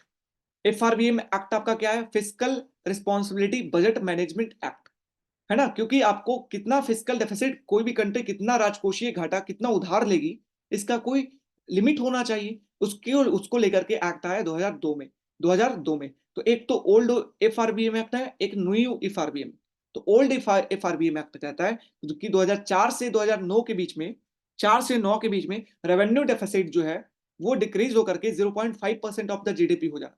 कितना डिक्रीज होकर के 0.5% जो रेवेन्यू डेफिसिट है डिक्रीज करो और 0.5% पहुंचाओ, और फिस्कल डेफिसिट को 3% पहुंचाओ। ये 2004 और से 9 के बीच में ये ओल्ड एफआरबीएम के द्वारा काम। नया एफआरबीएम आपका 2016 में आया, जिसके अंदर उन्होंने कहा, कौन थे chairman? N K Singh committee. N K Singh committee 2016 के अंदर एफआरबीएम एक्ट लाए, उन्होंने क्या कहा कि 2017 से 22 के बीच में, 17 से 22 के बीच में जो रेवेन्यू डेफिसिट है वो इकोनॉमी का 3% करो, कितना 3%, revenue deficit 3% of the economy and physical deficit 5.1% of the economy, 2.5%, कितना 2.5% ऑफ द इकोनॉमी, और रेवेन्यू को 0.8% करो इकोनॉमी का, ये इनका टारगेट था। बट क्योंकि कोविड आया, कोविड पीरियड आने के कारण जो टारगेट था वो पूरा नहीं हो पाया, और अभी भी देख सकते हो आपका रेवेन्यू डेफिसिट कितना है 3%, जो कि कह रखे 0.8%, फिजिकल डेफिसिट कितना है 2.5%, जो कि आपका कितना है 5.1%। तो अभी भी डिक्रीज करते रहना है डेफिसिट को, ये सरकार का कहना है कि हम 4% से कम लेकर के जाएंगे नेक्स्ट ईयर, 1-2 सालों के अंदर 4% से कम हमारा डेफिसिट हो। Next one, financial commission. What is financial commission? क्या काम है फाइनेंशियल कमीशन का? तो ये रिकमेंडेट करती है कि सेंटर और स्टेट के बीच में कैसे टैक्स का बंटवारा होगा, कैसे आपका टैक्स का डिवोल्यूशन होगा, क्योंकि सेंटर पैसा को कलेक्ट कर रही है तो उसे स्टेट को देना होगा, तो कौन से स्टेट को कितना देगी, कितना परसेंट देगी, ये कौन बताएगा? Financial commission. तो देखिए 13 फाइनेंशियल कमीशन कहता है कि सेंटर जो है वो स्टेट को 32% जो है वो देगी, कितना 32% जो टैक्स का अमाउंट आ रखा है कलेक्शन, उसका 32% सेंटर स्टेट को देगी, ठीक है। ये 13 फाइनेंशियल कमीशन के अंदर। देखिए अब हॉरिजेंटल इम्बैलेंस क्या होता है और वर्टिकल इम्बैलेंस क्या होता है, ये समझिए। हॉरिजेंटल इम्बैलेंस का मतलब है हम स्टेट के बीच में डिफरेंस होगा, हर एक स्टेट अलग अलग है, लाइक गुजरात, महाराष्ट्र, तमिलनाडु, कर्नाटका, ये सब अच्छा प्रोडक्शन करता है, एक्सपोर्ट करता है गुड को। बिहार, यूपी, ये पंजाब, तो ये सब जो स्टेट है वो आपका क्या है, यहाँ पे लेबर ज्यादा है, एक्सपोर्ट गुड का नहीं करता, ये एक्सपोर्ट डेस्टिनेशन नहीं है, राइट। सो अलग अलग अलग स्टेट के अंदर अलग अलग पॉपुलेशन है, अलग अलग डेमोग्राफिक चेंज है, इनकम डिस्टेंस है, इनकम पर कैपिटा है, एरिया है, फॉरेस्ट कवर है, उस हिसाब से कैसे कैसे अलग अलग स्टेट को कितना परसेंट दिया जाए, है ना, कितना परसेंट किस हिसाब से कितना पैसा दिया जाए, उसे कहते हैं हॉरिजेंटल इम्बैलेंस, जो कि स्टेट के बीच में देख रहे हैं, ठीक है। लाइक उन्होंने कहा था कि पॉपुलेशन के आधार पर 17.5%, डेमोग्राफिक चेंज के आधार पर 10%, इनकम डिस्टेंस के आधार पर 50% हम तय करेंगे, एरिया के आधार पर कुछ, एरिया एंड फॉरेस्ट कवर के आधार पर 7.5%, राइट। तो इस आधार पर जो है वो अलग अलग स्टेट के बीच में तय करेंगे कि कितना आपका टैक्स उस स्टेट को मिलेगा, राइट। तो अगर जिसका इनकम डिस्टेंस, जो जिसका पर कैपिटा इनकम ज्यादा होगा उसको ज्यादा आपका मिलेगा क्या, टैक्स का शेयर। तो ये हॉरिजेंटल इम्बैलेंस क्या था, एमोंग स्टेट। वर्टिकल इम्बैलेंस क्या है, सेंटर और स्टेट के बीच में कितना परसेंट का शेयर हो, सेंटर और स्टेट के बीच में, right, that is known as vertical imbalance. तो देखिए 14 फाइनेंशियल कमीशन कहता है कि जो वर्टिकल इम्बैलेंस है सेंटर और स्टेट के बीच में वो कितना होगा, 42%, कितना 42% जो पैसा है टैक्स का वो सेंटर स्टेट को देगी, राइट। ये 14 फाइनेंशियल कमीशन के अंदर कहा गया। और horizontal imbalance means among a state, फिर स्टेट के बीच में बंटवारा होगा, ये सब के कारण, ये सब है ना, ये सब इफेक्ट के कारण आपका अलग अलग स्टेट को अलग अलग मिलेगा, अकॉर्डिंग टू उसका कितना परसेंट है, इनकम डिस्टेंस कितना है, फॉरेस्ट कवर कितना है, उस हिसाब से उसे मिलेगा पैसा, right. Next one, what is 15 financial commission क्या कहें, 15 फाइनेंशियल कमीशन कहा कि जो सेंटर और स्टेट के बीच में पैसा है वो 42% ही रहेगा, लेकिन जम्मू एंड कश्मीर एंड लद्दाख जो है वो नया जो है वो यूनियन टेरिटरी बना, दैट्स वाई ये दोनों के लिए 1% पैसा उसे मिलेगा, उस यूनियन टेरिटरी को मिलेगा, क्योंकि वो पहले स्टेट था, अब स्टेट से यूटी बना है, यूटी सेंट्रल गवर्नमेंट के अंदर होता है, दैट्स वाई ये 1% पैसा ले लिया गया, किसके लिए, जम्मू कश्मीर एंड लद्दाख के लिए, राइट। हॉरिजेंटल इम्बैलेंस यहाँ पे आपको दे रखा है, क्या है, अमॉन्ग स्टेट, इस आधार पर तय करेंगे, आपके एग्जाम के लिए इंपॉर्टेंट नहीं है, यूपीएससी होता तो कहा जाए। करंट अफेयर, अभी का अगर 16 फाइनेंशियल कमीशन का गठन हुआ है, अभी वो रिपोर्ट नहीं लाए, 2-3 साल पहले गठन हो जाता है, जो प्रेसिडेंट जो है वो गठन करवा देती है 2-3 साल पहले। तो ये किनके द्वारा, पनागैरिया अरविंद पैनागैरिया जो है, डॉक्टर अरविंद पैनागैरिया जी, वो हमारा 16 फाइनेंशियल कमीशन का चेयरमैन है, ठीक है। आर्टिकल 280 जो है वो फाइनेंशियल कमीशन, क्या आर्टिकल 280 ये प्रेसिडेंट को देती है कि वो फाइनेंशियल कमीशन वो बताए सेटअप करने का, सेटअप किसके तहत होता है फाइनेंशियल कमीशन, कौन सा आर्टिकल, 280 के तहत, ठीक है। Okay next one, first financial commission का कौन चेयरमैन थे, एनसी नियोजी, एनसी नियोजी, हर एक 5 साल के अंदर आता है फर्स्ट का, NC नियोजी। 10th 5 year plan, 10th कब आया था आपका, 1991 में, तो 10th 5 ईयर प्लान का क्या, 10th फाइनेंशियल कमीशन का कौन थे, केसी पंत, केसी पंत, जो इंपॉर्टेंट है मैं यहाँ पे लिख दिया। 1998 का कौन थे? M Khusro, M Khusro. रंगाराजन कब थे? 2002 के। विजय केलकर 2007 के। वाईवी रेड्डी 2013 के। इनकी सिंह कमेटी 2017 के। ठीक है, तो ये आपका क्या थे? चेयरमैन थे। ये क्रोनोलॉजिकल ऑर्डर के अंदर आपके पूछ सकते हैं। ठीक है, तो बजट आपका कौन सा आर्टिकल के तहत आता है? 112।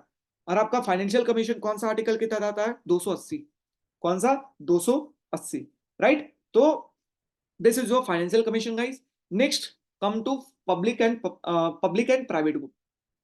तो public and private good good की अगर हम बात करते हैं तो यहां से आपका एक क्वेश्चन मिनिमम पूछेंगे। कितना? एक क्वेश्चन बिल्कुल पूछेंगे। पब्लिक गुड किसे कहते हैं? पब्लिक गुड का मतलब होता है वैसा गुड जो कि नॉन एक्सक्लूडेबल हो और नॉन राइवल हो। मतलब उसे कोई भी यूज कर सकते हैं, और यूज करने के कारण ऐसा नहीं हो कि एक यूज कर रहा है तो दूसरे के लिए वो नहीं होगा, तो वो नॉन राइवल है। नॉन राइवल का मतलब मैं अगर उस सीट पे बैठ गया, मैं अगर मूवी देखने जा रहा हूं, तो मैं अगर वो सीट को बुक कर लिया तो वो फिर दूसरा इंसान नहीं बुक कर सकता है। दैट इज राइवल नेचर का है। जो पहले आया, जो पहले पे किया उसको हो। लेकिन पब्लिक गुड का मतलब है ये नॉन एक्सक्लूडेबल है। हम किसी को एक्सक्लूड नहीं कर सकते कि तुम गरीब हो, तुम अमीर हो, इस आधार पर। और नॉन राइवल है। तो ये आपको प्राइवेट गुड क्या होता है? एक्सक्लूड। हम एक्सक्लूड कर सकते हैं ना, जो पैसा देगा उसी को हॉल में घुसने देंगे। राइवल का मतलब जो जिसने बुक कर दिया एक सीट, वो गया, उसके बाद वो सीट को बेच नहीं सकता, वो राइवल नेचर का है। राइट, तो public good non excludable, non rival, and private good excludable and rival. Next one, आपका दो और गुड होता है। एक आपका होता है क्लब गुड। क्या होता है? Club good. तो व्हाट इज क्लब गुड? तो क्लब गुड का मतलब होता है वैसा गुड जो कि नॉन राइवल हो। क्या हो? नॉन राइवल, लेकिन एक्सक्लूडेबल हो। हम उसे एक्सक्लूड कर सकते हैं, हम उसे बांट सकते हैं कि जो पे करेगा उसी को बस सर्विस मिलेगा। एग्जाम्पल जैसे कि आपका गैस कनेक्शन है ना, तो गैस कनेक्शन बाहर में जो होता है वो पाइपलाइन के थ्रू आता है। तो अगर आप पैसा देंगे तब आप चलाएंगे, नहीं देंगे तो नहीं चलाएंगे। तो मतलब सोसाइटी के अंदर क्या किए? एक्सक्लूड कर दिए। राइट, पहला। दूसरा, ऐसा नहीं है कि आपने अगर गैस को यूज कर लिया है तो दूसरे पर्सन, बगल वाले के यहाँ गैस खत्म हो जाएगा, ऐसा तो होगा नहीं। राइट, तो ये नॉन राइवल नेचर का है। एग्जाम्पल, टीवी एंटीना, है ना, टीवी डिश। मतलब जो पैसा पे करेगा वही आपका देखेगा टाटा स्काई, बिल्कुल। राइट, नॉन राइवल का मतलब ऐसा नहीं है कि बगल वाले टाटा स्काई देख रहे हैं तो हमारा जो है वो सिग्नल भाग जाएगा। तो that's good are known as what? Club good, जो कि नॉन राइवल है एंड एक्सक्लूडेबल है। Last one, common resource. Common resource, common resource good किसे कहते हैं? ये आप इसमें नॉन एक्सक्लूडेबल है, हम एक्सक्लूड नहीं कर सकते, हम किसी का बंटवारा नहीं कर सकते, इसका मार्केट प्राइस नहीं है, बट राइवल नेचर का है। राइवल नेचर का एग्जाम्पल, एग्जाम्पल हम गए कहाँ? केरला गए, बिल्कुल एंजॉय करने के लिए बीच के ऊपर। साथ में वहां पे मछली पकड़ करके लाए, है ना। तो आप अगर मछली वहां से ले करके आ रहे हैं तो आप क्या कर रहे हैं? वहां के मछुआरे के लिए मछली कम कर रहे हैं। इसलिए वहां यूज तो कोई पकड़ कोई सकता है, वो फ्री है, बट उसको यूज करने के कारण क्या हुआ? दूसरे कोई के लिए वो नहीं रहेगा, तो वो राइवल नेचर का है। तो नॉन एक्सक्लूडेबल और राइवल कौन होता है? Common resources. राइट, तो ये चार तरीके के public good, non excludable, non public good, private good, club good and common resources. तो ये आपको बहुत अच्छी तरीके से पता होना चाहिए। बिल्कुल एक क्वेश्चन एग्जाम के अंदर पूछ देते हैं, एक क्वेश्चन एग्जाम के अंदर मैचिंग के अंदर पूछ सकते हैं, या आपका स्टेटमेंट बना करके पूछ सकते हैं, या आपका कैसे भी ये क्वेश्चन पूछ सकते हैं। राइट, तो यहाँ पे आपका टेबल बना हुआ है। जब एक्सक्लूडेबल राइवल हो उसे प्राइवेट गुड कहते हैं, जब आपका राइवल और नॉन एक्सक्लूडेबल हो उसे कॉमन गुड कहते हैं, जब आपका एक्सक्लूडेबल और नॉन राइवल हो उसे क्लब गुड कहते हैं, और जब आपका नॉन एक्सक्लूडेबल नॉन राइवल हो तो उसे पब्लिक गुड कहते हैं। राइट, सो दिस इज, तो यहाँ पे आपका पब्लिक गुड का डेफिनेशन लिखा हुआ है जो मैंने आपका अभी बताया वही। हम देखिए पब्लिक गुड क्या क्या क्रिएट करता है? वो फ्री राइडर प्रॉब्लम क्रिएट करता है। क्या करता है? फ्री राइडर प्रॉब्लम क्रिएट करता है। क्यों? क्योंकि देखिए ये अगर पार्क है तो पार्क के अंदर बिल्कुल जाकर के बैठ रहे हैं, फ्री है, बिल्कुल सरकारी पार्क है, तो किसी को पैसा लग रहा है? नहीं। किसी का ये प्रॉपर्टी है? नहीं। तो क्या कोई देखभाल करेगा? नहीं। तो देखभाल करना, गंदगी स्वच्छता का क्या कोई ख्याल करेगा? नहीं। गेटिंग? तो इसलिए ये क्या करता है? ये फ्री का रिसोर्स है तो फ्री की तरीके से ट्रीट करना लोग स्टार्ट कर देते हैं ना। ये फ्री में है सरकार, लेकिन उसका कॉस्ट है। तो ये क्या क्रिएट करता है? जो पब्लिक गुड है वो फ्री राइडर प्रॉब्लम क्रिएट करता है। अब फ्री राइडर प्रॉब्लम को अगर सॉल्व हमें करना है तो कैसे कर सकते हैं? हमें फ्री राइडर प्रॉब्लम को सॉल्व करना है तो हम एनजीओ के थ्रू कर सकते हैं कि लोगों को हम क्या बनाए, सजग बनाए, राइट। हम फ्री राइडर प्रॉब्लम को सॉल्व कर सकते हैं कैसे कि वहां पर एडवर्टीजमेंट करे कि क्या इफेक्ट है, उनको कुछ कॉस्ट बर्डन करे, है ना, कुछ कॉस्ट चार्ज करे। तो इस तरीके से फ्री राइडर प्रॉब्लम को हम सॉल्व करेंगे, right. Next one, asymmetric information. What is asymmetric information? Asymmetric information का मतलब होता है इंफॉर्मेशन को छुपाना। क्या? छुपाना। मतलब एग्जांपल अगर बोले, आप शादी करना चाहते हैं, ठीक है, आप अगर शादी में कुछ छुपा रहे हैं, सामने वाले से किसी छुपा रहे हैं, फैमिली वाले से, तो ये क्या है? Asymmetric information. और अगर आप शादी से पहले छुपा रहे हैं, उसे कहेंगे एडवर्स सिलेक्शन। क्या कहेंगे? Adverse selection. कि शादी से पहले छुपाने के कारण आपका इफेक्ट मार्केट के ऊपर आएगा, उसे कहते हैं एडवर्स सिलेक्शन। और पता चला शादी के बाद आप कुछ चीजें छुपा रहे हैं, उसे कहते हैं मोरल हजार्ड। क्या कहते हैं? Moral hazard. तो एसिमेट्रिक इंफॉर्मेशन का मतलब इंफॉर्मेशन को छुपाना जिसके कारण आपका मार्केट जो है वो अनस्टेबल हो।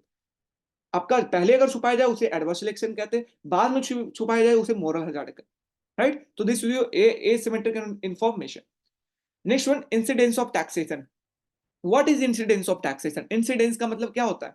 ये किसके ऊपर टैक्स लग रहा है, किसके ऊपर बर्डन है, वो अब हम देखने जा रहे हैं। क्योंकि टैक्स अगर हम लाइक अगर इनिशियली आपका डिमांड कब आपका क्या है? D1 है। सप्लाई कब हमारा क्या है? S1 है, राइट। इक्विलिब्रियम लेवल आपका क्या है? ये E1 पॉइंट आपका क्या है? Equilibrium level, right. And this is your equilibrium price level, this is your P1 आपका इक्विलिब्रियम प्राइस है, एंड क्वांटिटी ये Q1 है, राइट।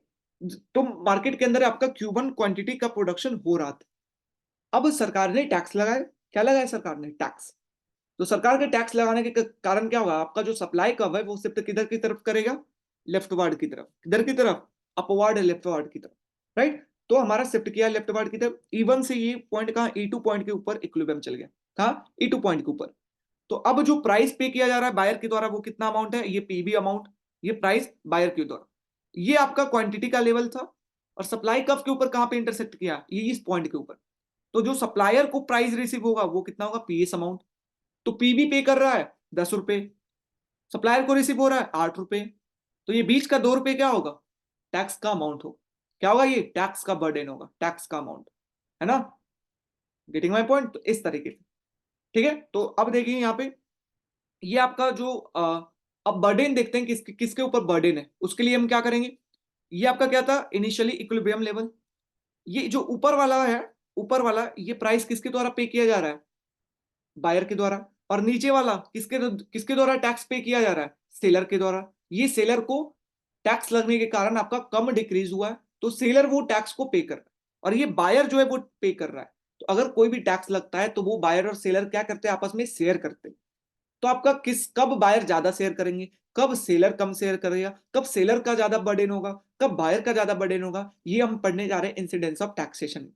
इंसिडेंस ऑफ टैक्सेशन में, ठीक है। तो आपका जब टैक्स बढ़ेगा, सप्लाई लेफ्टवर्ड, दैट क्रिएट आपका जो वेज वेज बिटवीन जो बायर पे कर रहे हैं और जो सेलर रिसीव कर रहे हैं, right. So this is.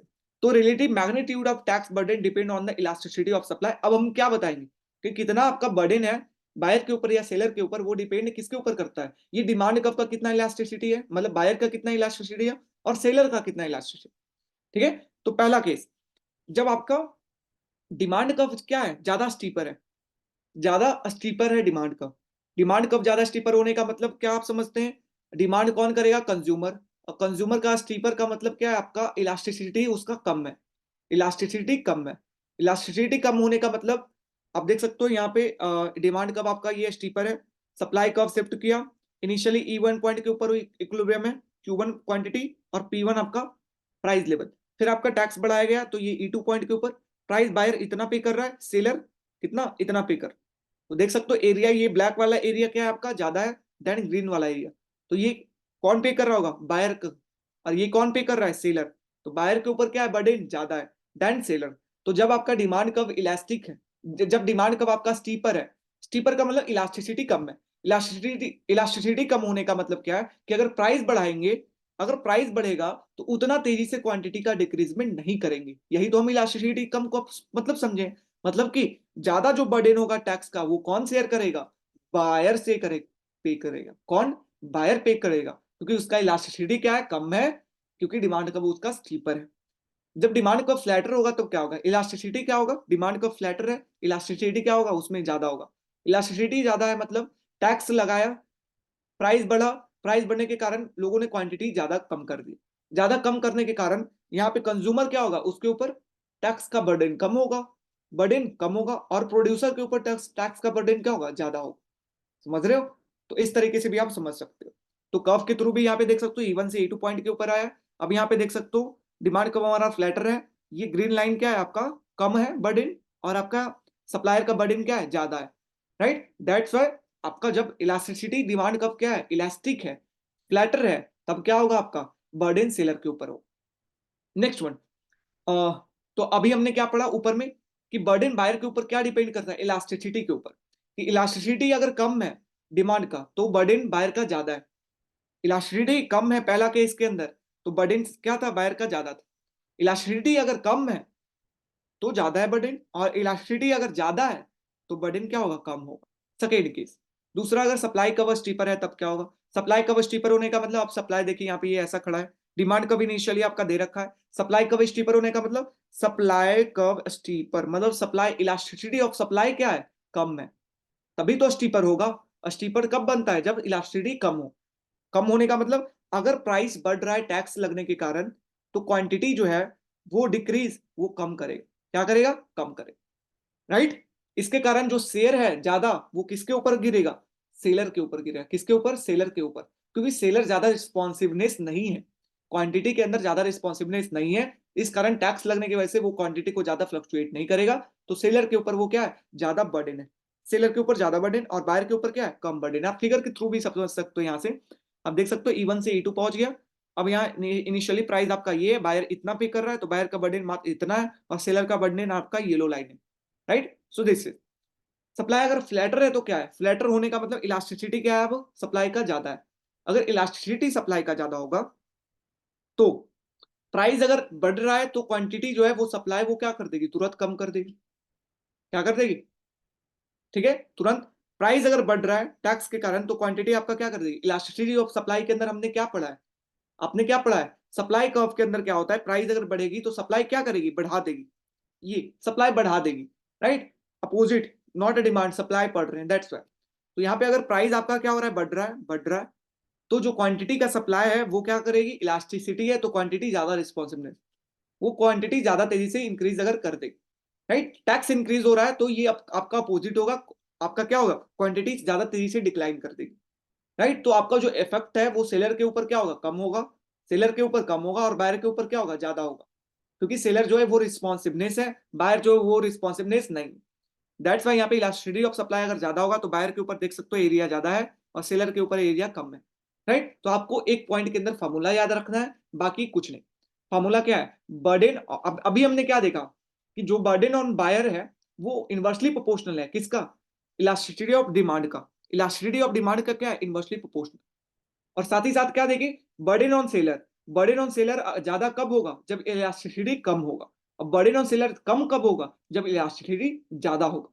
Right, तो ये चीज, तो बर्डन ऑन सेलर अगर बात करते हैं, बर्डन ऑन सेलर क्या है, इलास्टिसिटी अगर कम है तो बर्डन ऑन सेलर ज्यादा है, अगर इलास्टिसिटी ज्यादा है तो बर्डन ऑन सेलर कम है, तो इनवर्सली प्रोपोर्शनल। इनवर्सली प्रोपोर्शनल आप देख सकते हो, burden on buyer is inversely proportional to elasticity of demand, and burden on seller is inversely proportional to elasticity of demand. तो हम इस तरीके से लिख सकते हैं। राइट, तो ये आपका फॉर्मूला बन गया, इस फॉर्मूला से आप डायरेक्ट आप सॉल्व कर सकते हैं, डायरेक्ट आप एग्जामिनेशन के अंदर सॉल्व कर सकते हैं, किस तरीके से, लाइक बर्डन क्या है, burden on buyer by what, burden on seller, burden on seller is equal to what, elasticity of supply by elasticity of demand. ये आपका क्या फॉर्मूला है। अब लेट सपोज क्वेश्चन आपका कह रहा है कि इलास्टिसिटी ऑफ डिमांड इंक्रीज हुआ है, क्या हुआ, इलास्टिसिटी ऑफ डिमांड इंक्रीज हुआ है, तो किसके ऊपर बर्डन पड़ेगा, तो इलास्टिसिटी आपका डिमांड का क्या हुआ है, बढ़ा है, तो आप ऐसे ही सोच सकते हैं इलास्टिसिटी डिमांड का बढ़ा है मतलब कंज्यूमर का इलास्टिसिटी ज्यादा है, कंज्यूमर ज्यादा रिस्पॉन्सिवनेस है, प्राइस अगर बढ़ेगा तो कंज्यूमर ज्यादा तेजी से क्वांटिटी को कम कर देगा, कंज्यूमर के ऊपर इफेक्ट कम होगा, और सप्लायर सेलर के ऊपर इफेक्ट ज्यादा होगा। ये आपका एक तरीका सोचने का हुआ। दूसरा तरीका, इस फॉर्मूला से क्या निकाल सकते हैं, इलास्टिसिटी ऑफ डिमांड अगर ज्यादा है तो ओवरऑल वैल्यू आपका क्या होगा, कम, ओवरऑल वैल्यू कम, और इक्वेट अगर करना है इस इक्वेशन को तो इधर वाली वैल्यू को भी क्या करना होगा, कम। तो कम कैसे करेंगे? डिनोमीटर को डिक्रीज करके, डिनोमीटर को सॉरी इंक्रीज करके। कैसे कम करेंगे? डिनोमीटर को इंक्रीज करके। तो जब इलास्टिसिटी ऑफ डिमांड ज्यादा है तो किसके ऊपर बर्डन है? सेलर के ऊपर ज्यादा है। समझ रहे हो? जब इलास्टिसिटी ऑफ डिमांड ज्यादा है तो सेलर के ऊपर बर्डन क्या है? ज्यादा है। उसी तरीके से अगर इलास्टिसिटी ऑफ सप्लाई क्या है? ज्यादा है। नेक्स्ट नेक्स्ट क्वेश्चन आपसे पूछे, अगर इलास्टिसिटी ऑफ सप्लाई क्या है? ज्यादा है, तो किसके ऊपर बर्डन ज्यादा हो? तो इलास्टिसिटी सप्लाई का ज्यादा है, मतलब सप्लायर ज्यादा तेजी से क्वांटिटी को चेंज कर सकता है। अगर टैक्स लगता है तो कौन? सेलर का कम बर्डन होगा, बायर का ज्यादा बर्डन होगा। ये सिंपल सोचने का तरीका है ना। बट यहां से अगर देखिए इलास्टिसिटी ऑफ सप्लाई ज्यादा है तो अब क्या, इसका वैल्यू इंक्रीज हो गया। अगर वैल्यू इसका बढ़ गया तो इधर के वैल्यू को क्या क्या क्या करना होगा? बढ़ाना पड़ेगा। और बढ़ेगा कब? जब न्यूमरेटर को आप बढ़ा दो। राइट? तो इस तरीके से हम पता करें। अब देखिए, अगर आप बात आता है बिल्कुल इलास्टिसिटी ऑफ डिमांड जो है वो बिल्कुल क्या हो गया? बिल्कुल आपका इलास्टिसिटी ऑफ डिमांड क्या हो गया? Perfect in elastic. क्या हो गया? परफेक्ट इन इलास्टिक, है ना। तो अगर परफेक्ट इन इलास्टिक हो जाए, मतलब कि प्राइस चेंज होने के कारण कोई भी क्वांटिटी के अंदर वो चेंज ना करे, प्राइस बढ़ रहा है फिर भी उसका क्वांटिटी सेम है ना। एग्जांपल आपका साल्ट, तो उसे क्या कहते हैं? Perfect in elastic. आपका डिमांड बिल्कुल फिक्स है, प्राइस कितना भी बढ़े। तो यहां पर अगर आपका टैक्स लगेगा तो किसके ऊपर इफेक्ट होगा? पूरा पूरा कौन पे करेगा? बायर पे करेगा। कौन पे करेगा? बायर। तो जितना कम इलास्टिसिटी होगा डिमांड का उतना ज्यादा बायर पे करेगा। राइट? नेक्स्ट वन, अगर सेलर का यहाँ पे क्या, इलास्टिसिटी ऑफ सप्लाई जो है सेलर का वो क्या है आपका? वो आपका बिल्कुल परफेक्ट, बिल्कुल ये क्या है? परफेक्ट। क्या ये? परफेक्ट। तो आपका परफेक्ट इलास्टिक है जो सप्लाई आपका सेलर का क्या है? Perfect elastic. तो इस केस में अगर बात करें, जो बर्डन पे करेगा वो कौन पे करेगा? सेलर। कौन पे करेगा? सेलर। तो अगर elasticity of demand, this is your demand, demand आपका क्या है? इन्फिनिटी। अगर इलास्टिसिटी ऑफ डिमांड हमारा इन्फिनिटी है, मतलब डिमांड हमारा इलास्टिक है, प्राइस चेंज होगा तो तुरंत परफेक्ट इनएलास्टिक है, तो प्राइस चेंज होने के कारण तुरंत क्वांटिटी का डिमांड जीरो कर देते हैं। ठीक है? तो इस केस में सारा बर्डन किसके ऊपर होगा? सेलर के ऊपर। किसके ऊपर? सेलर के ऊपर। Next one, what is dead weight loss? Dead weight loss क्या होता है टैक्सेशन? टैक्स के कारण क्या हमारा डेड वेट लॉस होता है? तो देखिए, ये आपका डिमांड कब दे रखा है, ये आपका सप्लाई कब इनिशियली पॉइंट E1 पे है, टैक्स लगा, टी अमाउंट का सप्लाई कब जो है वो शिफ्ट किधर की तरफ किया? लेफ्ट वार्ड की तरफ। ठीक है? तो टैक्स लगने से पहले अगर कंज्यूमर सरप्लस की बात करते हैं वो हमारा क्या होगा? ABC, है ना, जो प्राइस लाइन के ऊपर डिमांड कर्व के नीचे ABC। प्रोड्यूसर सरप्लस क्या होगा? इसके नीचे, प्राइस लाइन के नीचे सप्लाई कर्व के ऊपर DEF। DEF। गवर्नमेंट का रेवेन्यू क्या है जब टैक्स नहीं लगाया जा रहा है? तो जीरो। टोटल कितना हुआ? ABCDEF। अब टैक्स सरकार लगाई, तो टैक्स सरकार लगाने के कारण आपका क्या हुआ? यहाँ पे आपका जो प्राइस का लेवल है बायर के लिए वो कितना है? ये इतना अमाउंट का प्राइस जो है वो बायर पे कर रहा है। राइट? तो जो कंज्यूमर सरप्लस है वो क्या होगा?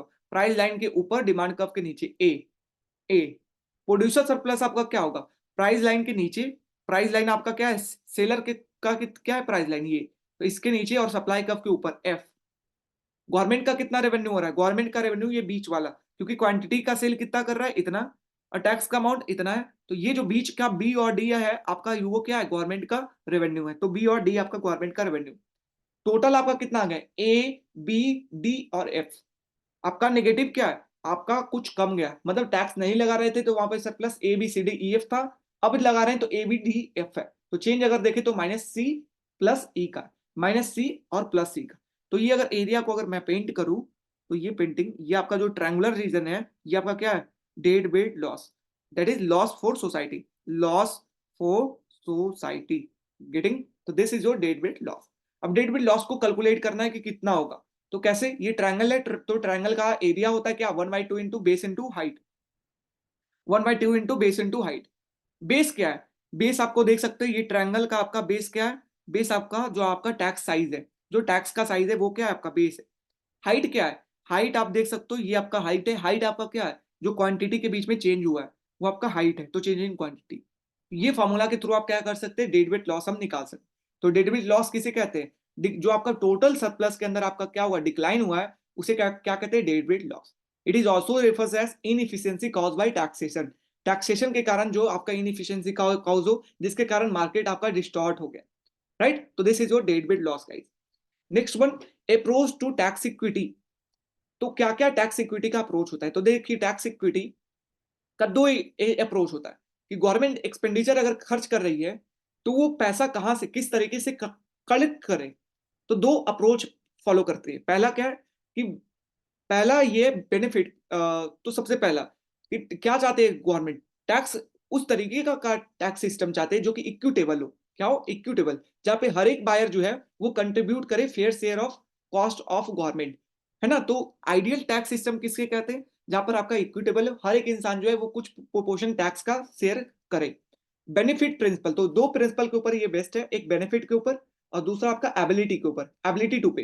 तो बेनिफिट प्रिंसिपल क्या है कि देखिए, जिस चीज से आपको मतलब जितना आपको बेनिफिट मिल रहा है उतना आप टैक्स पे करें। एग्जांपल, टोल टैक्स, मतलब जितना आपको बेनिफिट मिला, आप रोड पे चले, गाड़ी से चले, बेनिफिट आपको मिला स्लोली, आराम तरीके से, स्पीड में, है ना, कम टाइम में, इसलिए आप टोल टैक्स पे करें। तो जो बेनिफिट आपको मिल रहा है उस अकॉर्डिंग अगर टैक्स आपको आपसे कैलकुलेट किया जाए तो उसे क्या कहते हैं? Benefit principal. बेनिफिट प्रिंसिपल के आधार पर टैक्स आपसे लिया गया। So according to benefit principle, an equitable tax system is one in which each taxpayer contributed in accordance to the benefit that they receive from public services. जो public services से उनको benefit मिला है उसके ऊपर वो पे। अब देखिए, यहाँ पे अगर हम इनकम इलास्टिसिटी का बात करते हैं तो वो फॉर्मूला क्या आता है? वो फॉर्मूला यहाँ पर आता है, देखिए ऊपर में आपका क्या है, ये इनकम इलास्टिसिटी, नीचे में आपका क्या है? Price elasticity. तो आपको हमें देखना है कब आपका प्रोपोर्शनल होगा, कब आपका रिग्रेसिव होगा, कब आपका प्रोग्रेसिव होगा। तो हमने क्या किया, मनी जो आपका इनकम इलास्टिसिटी है उसको डिवाइड किया प्राइस इलास्टिसिटी के साथ।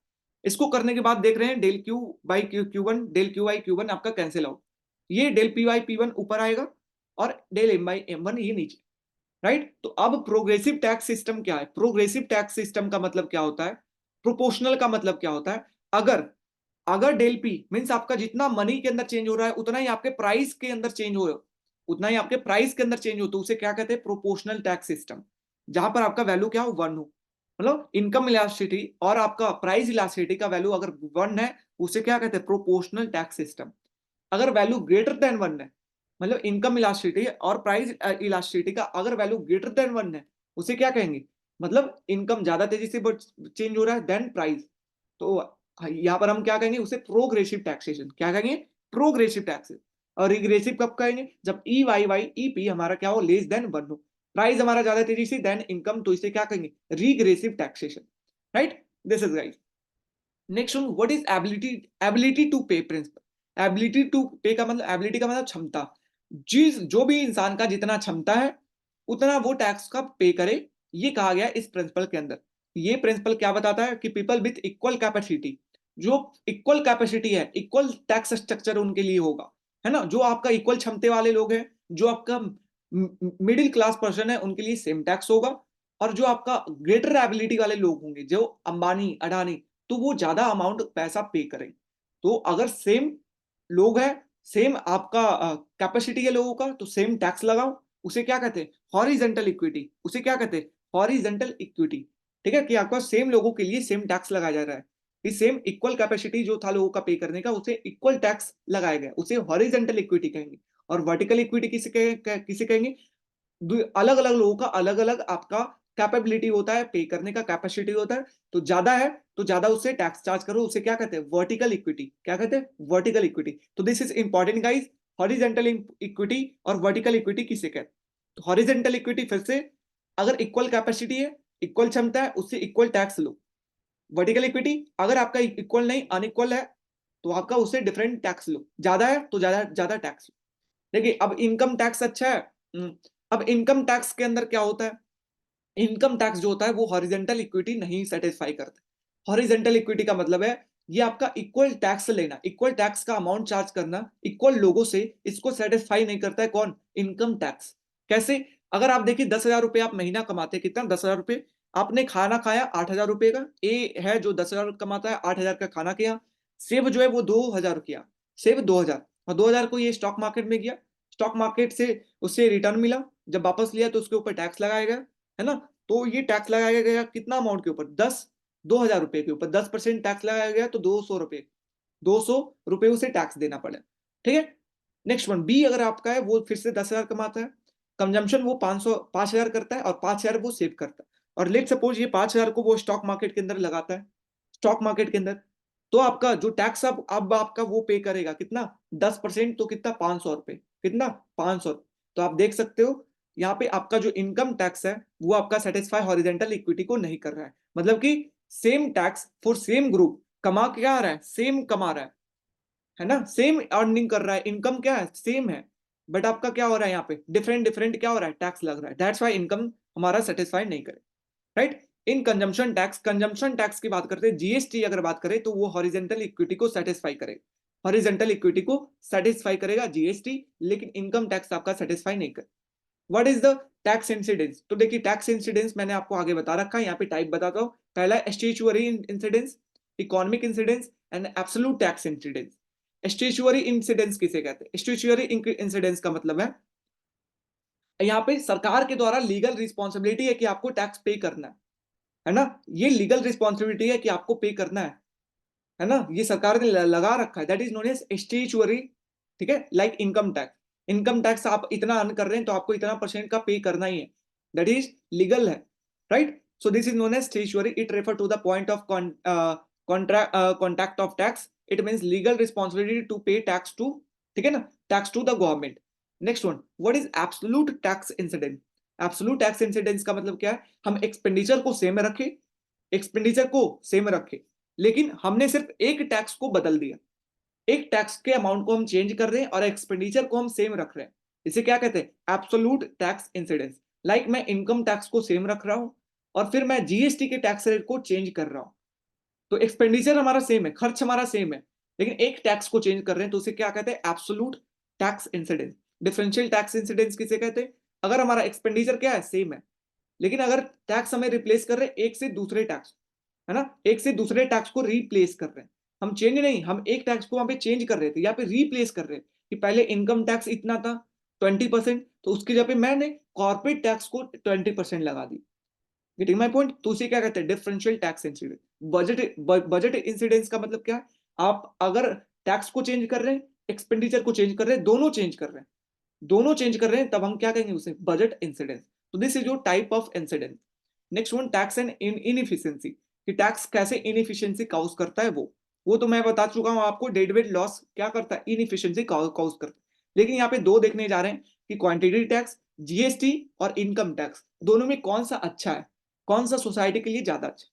तो ये आपका जीएसटी है, तो जीएसटी में क्या करेगा, वो प्राइस का लेवल को चेंज करेगा, प्राइस के लेवल को चेंज करेगा, तो जो आपका बजट लाइन है वो किधर की तरफ बनेगा, ये स्टीपर बनेगा, है ना, ये स्टीपर बन जाएगा। लेकिन अगर बात करते हैं लमसम टैक्स, तो लमसम टैक्स हमारा क्या होता है, लमसम टैक्स की अगर बात करते हैं तो यहाँ पे आपसे इनकम, है ना, इनकम निकाल लिया सरकार ने, आपसे इनकम टैक्स डायरेक्ट कलेक्ट कर लिया, तो वहां पे प्राइस इंक्रीज नहीं हुआ है, आपसे इनकम ले रहा है। तो अगर इनकम कम हो रहा है तो हमारा बजट लाइन क्या होता है, क्या बनता है, शिफ्ट होता है किधर की तरफ, पीछे की तरफ, है ना, बैकवर्ड। तो ये इनवर्ड आपका बजट लाइन आपका शिफ्ट हुआ। अब देखिए इफेक्ट आपका क्या होगा, कि जब क्वांटिटी और लमसम टैक्स लगाते हैं तो क्वांटिटी टैक्स के अंदर प्राइस क्या होता है, बढ़ जाता है, जीएसटी के अंदर प्राइस गुड का क्या होगा, बढ़ गया। अब प्राइस गुड का बढ़ेगा तो कुछ आपका सब्स्टिट्यूशन इफेक्ट होगा, सब्स्टिट्यूशन इफेक्ट कहेगा कि प्राइस बढ़ा है, उसका कंजम्पशन कम करो। इनकम इफेक्ट आपका कहेगा कि प्राइस उसका क्या है, बढ़ा है, तो उसका कंजम्पशन कम करो, है ना। इनकम इफेक्ट कहेगा कि अगर प्राइस उसका क्या है, बढ़ा है, तो उसका कंजम्पशन ज्यादा भी कर सकते हो, कम भी कर सकते हो, वो डिपेंड करता है आपके परचेसिंग पावर के ऊपर, है ना। तो ये इनकम इफेक्ट। तो अगर आपका प्राइस चेंज हो रहा है तो दोनों हो रहा है कि आप substitution and income effect. But lump sum tax की बात करते हैं, मतलब इनकम टैक्स की अगर बात करते हैं, जहां पर आपका इनकम से टैक्स लिया जा रहा है, तो वहां पर क्या, सिर्फ इनकम टैक्स, इनकम इफेक्ट होगा, सिर्फ क्या होगा, इनकम इफेक्ट होगा। इनकम इफेक्ट क्या कहेगा, आपका इनकम कम हुआ है, आप कंजम्पशन कम करो। यहाँ पे क्या कहेगा, सब्स्टिट्यूशन इफेक्ट, प्राइस बढ़ा है, कंजम्पशन कम करो, इनकम इफेक्ट, कंजम्पशन कम करो। दैट्स वाई यहाँ पे क्या है, कंजम्पशन जो रिड्यूस होगा क्वांटिटी टैक्स के अंदर, वो क्या है, ज्यादा होगा, reduce then what, lump sum tax के अंदर।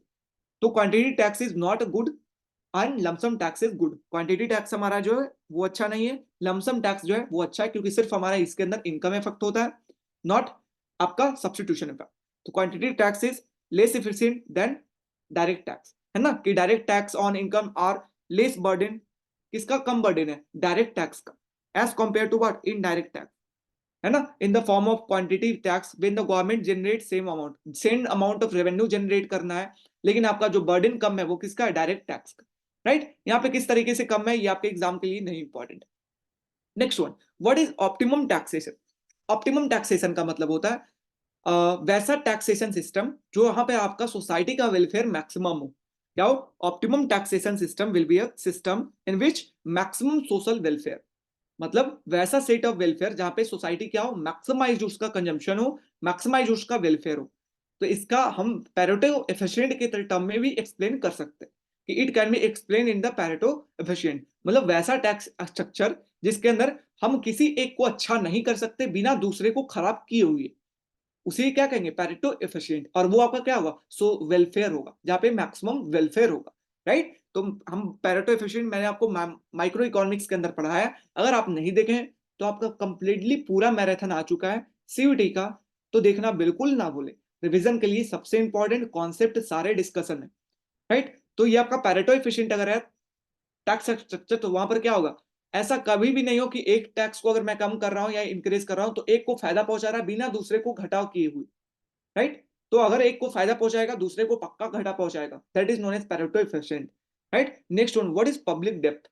पब्लिक डेप्थ क्या होता है? पब्लिक डेप्थ का मतलब जब सरकार ज्यादा खर्च करे देन रेवेन्यू, है ना, सरकार ज्यादा खर्च करे देन जितना उसका इनकम आ रहा है। तो तुम देखिए मॉडर्न डे के अंदर क्या होता है कि सरकार जो होता है वो लास्ट डेट ऑफ डेप्थ रखता है ना, वो बहुत ज्यादा उधार लेता है और उसे हम क्या कहते हैं? Public depth.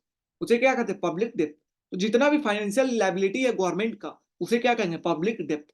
Like currency, short term depth, short term loan, floating loan, external depth, internal depth. तो ये क्या है? सारा आपका क्या है? इंक्लूड किसके अंदर होता है? Financial liability. तो जितना भी लायबिलिटी है फाइनेंशियल गवर्नमेंट का उसे क्या कहते हैं? हम पब्लिक डेप्थ। राइट। अब देखिए क्यों सरकार जो है वो लोन लेती है, क्यों, कब तक जो है वो डिजायरेबल है कि लोन लेना चाहिए? कब तक? जब आपका हमारा इकोनॉमिक ग्रोथ सपोज कंट्री का हो रहा है 6% का और इंटरेस्ट पेमेंट जो है वो कर रहा है 4% का। इंडिया का इकोनॉमिक ग्रोथ अगर 6% है और उसे इंटरेस्ट पेमेंट कितना, लो जो लोन ले रहा है उसके ऊपर 4% पे करना पड़ रहा है, तो 2% का क्या है? गेन है ना। 2% क्या हो रहा है? गेन हो रहा है। उस पैसे का इस्तेमाल करेगा रोड रेलवे बनाने में, उससे 6% का इकोनॉमिक ग्रोथ होगा। तो यहां से क्या होगा? 2% हमारा इकोनॉमी का गेन होगा, that's why it is good, it is desirable. तो पहला, जब इंटरेस्ट रेट हमारा कम हो देन इकोनॉमिक ग्रोथ, तब हम डेप्थ ले सकते हैं। दूसरा, अगर हम वो पैसे का इस्तेमाल करें कैपिटल गुड को लेने में, कैपिटल गुड का मतलब मशीन, रोड, रेलवे, इंफ्रास्ट्रक्चर, इस चीज को लेने में अगर हम इस्तेमाल करें तब हम क्या कहेंगे? वो हमारा अच्छी बात है, वो डिजायरेबल डेप्थ है। बट वही अगर मैं उधार लिया किसी से पैसे, और इसलिए उधार लिया क्योंकि किसी को सैलरी देना है, किसी को पेंशन देना है, तो वो अच्छा नहीं है, वो डिजायरेबल नहीं है। फिर कंट्री आज ना तो कल क्या होगा? वो डूबेगा ही। राइट। नेक्स्ट वन, जब गवर्नमेंट एक्सपेंडिचर ज्यादा कर रही है देन गवर्नमेंट रेवेन्यू, तो मैंने आपको बताया था क्या होता है यहाँ पे कि गवर्नमेंट एक्सपेंडिचर करेगी तो कौन सा कर्व? इनिशियली E1 के ऊपर ISLM था, अब आपका शिफ्ट किधर की तरफ किया? राइटवर्ड की तरफ, क्योंकि गवर्नमेंट एक्सपेंडिचर ज्यादा की है। राइट। तो इक्विलिब्रियम आपका E1 से क्या हो गया? E2 पॉइंट के ऊपर चला गया। राइट। इंटरेस्ट रेट आपका क्या हो गया? इंक्रीज हो गया, और यहाँ पे इंटरेस्ट रेट बढ़ने के कारण जो आउटपुट सरकार ने सोचा था वो आपका कम हो गया। तो ये क्या होता है? Crowding out. क्या होता है आपका? क्राउडिंग आउट बढ़ाने से। तो देखिए स्पिल ओवर इफेक्ट क्या होता है? स्पिल ओवर इफेक्ट देख सकते हैं लाइक पाकिस्तान, श्रीलंका। यहाँ पे क्या है कि देखिए पब्लिक डेप्थ का बर्डन जो है वो स्पिल ओवर इफेक्ट होता है कि एक बार अगर आपका इकोनॉमी अनस्टेबल हुआ है, अनस्टेबल डेप्थ के अंदर हुआ है, मतलब एक बार आपका क्या हुआ? आप अनस्टेबल हुआ, तो उसको स्टेबल करने के लिए फिर से उधारी लीजिएगा, और ज्यादा उधारी लीजिएगा, फिर से ज्यादा अनस्टेबल, और उधारी लीजिएगा तो अनस्टेबल। तो ये स्पिल ओवर इफेक्ट आपका चलता रहेगा, एग्जांपल लाइक पाकिस्तान। और वो गवर्नमेंट जो है वो डेप्थ ट्रैप के अंदर आ जाएगा। क्या? डेप्थ ट्रैप के अंदर। देखिए वैसा सिचुएशन जिसके अंदर जो बोरो किया गया है फ्रेश सर्विसेज एग्जिस्टिंग डेप्थ को पे करने के लिए, डेप्थ डेप्थ ट्रैप किसे कहते हैं? कि डेप्थ ट्रैप का मतलब है पीछे वाला डेप्थ है उसको देने के लिए हम फिर से लोन ले रहे हैं, तो वैसे सिचुएशन को क्या कहते हैं? डेप्थ ट्रैप के अंदर इकोनॉमी है। अभी जो पब्लिक टू जीडीपी रेशियो है इंडिया का वो कितना है? 57%। कितना है? 57%। अब बात आता है कि पब्लिक डेप्थ जो है उधारी ये जो लेती है उसे उसे क्या कहते हैं? Public depth. जितना तो कहां से वो सबसे ज्यादा उधारी लेती है? तो उसके लिए आपका डेटा है, करेंट का आपका डेटा है। करेंट का बिल्कुल यहाँ पे डेटा मैं आपको दिखा रहा हूं। जो आपका स्मॉल अगेंस्ट स्मॉल सेविंग है उसके लिए वो कितना 8 लाख करोड़ जो है वो सिक्योरिटी अगेंस्ट स्मॉल सेविंग्स। सबसे ज्यादा कहां से लेती है? Market loan. सबसे ज्यादा कहां से? लेती है, आप देख सकते हो सबसे ज्यादा ये 56 किसके अंदर है, 14 डे ट्रेजरी बिल। तो 14 डे ट्रेजरी बिल के अंदर क्या लेती है, सबसे ज्यादा वो लेती है पैसा। फिर मार्केट लोन से सबसे ज्यादा पैसा लेती है, राइट। तो अभी जो है वो इंडिया का टोटल पब्लिक डेब्ट कितना है, 103 लाख करोड़। 103 लाख करोड़ हमारा क्या है, इंडिया का पब्लिक डेब्ट, राइट। सबसे ज्यादा कहां से लेती है, 14 डे ट्रेजरी बिल, फिर मार्केट लोन। तो ये आपका नेक्स्ट वन अगर आप दें, that is Wagner hypothesis. What, Wagner hypothesis. क्या क्या कहा वैगनर ने, गवर्नमेंट जो है एक्सपेंडिचर वो इंक्रीज जो करती है, वो लगातार over a period of time increase करते रहती है, लगातार करते रहती है। तो वो क्या, government expenditure increases over a period of time, लगातार वो इंक्रीज होते रहता है ना। तो देख सकते हो ये यहाँ पे गवर्नमेंट का एक्सपेंडिचर ऐसा इंक्रीज होते रहता है। तो इनके द्वारा ये पॉजिटिवली स्लोप दिया गया गवर्नमेंट एक्सपेंडिचर और टाइम पे, कि टाइम जैसे जैसे बढ़ेगा वैसे वैसे सरकार खर्च करना और ज्यादा करेगी। That is your Wagner hypothesis. ठीक है, कि गवर्नमेंट का एक्सपेंडिचर बढ़ते रहेगा, जीडीपी बढ़ते रहेगा, टाइम बढ़ते रहेगा, आपका गवर्नमेंट का एक्सपेंडिचर भी बढ़ते रहेगा। नेक्स्ट वन, ये किसके द्वारा ऊपर गिवन था, वैगनर हाइपोथेसिस। नीचे वाइजमैन पीकॉक हाइपोथेसिस। वाइजमैन ने क्या कहा कि गवर्नमेंट का जो एक्सपेंडिचर इंक्रीज होता है ना, वो लगातार नहीं इंक्रीज होता, वो जर्क मैनर में होता है। क्या, jerk and step. Give me a second guys, give me a second please. कहाँ गया ये, कि आपका जर्क मैनर में आपका होता है ना, कि ऐसा नहीं लगातार बढ़ते रहे। हाँ, इस ईयर हुआ, फिर 2 साल 5 साल के बाद फिर बढ़ा, फिर दो साल 5 साल के बाद फिर बढ़ा। तो वो चीज आपका जर्क मैनर के अंदर होगा।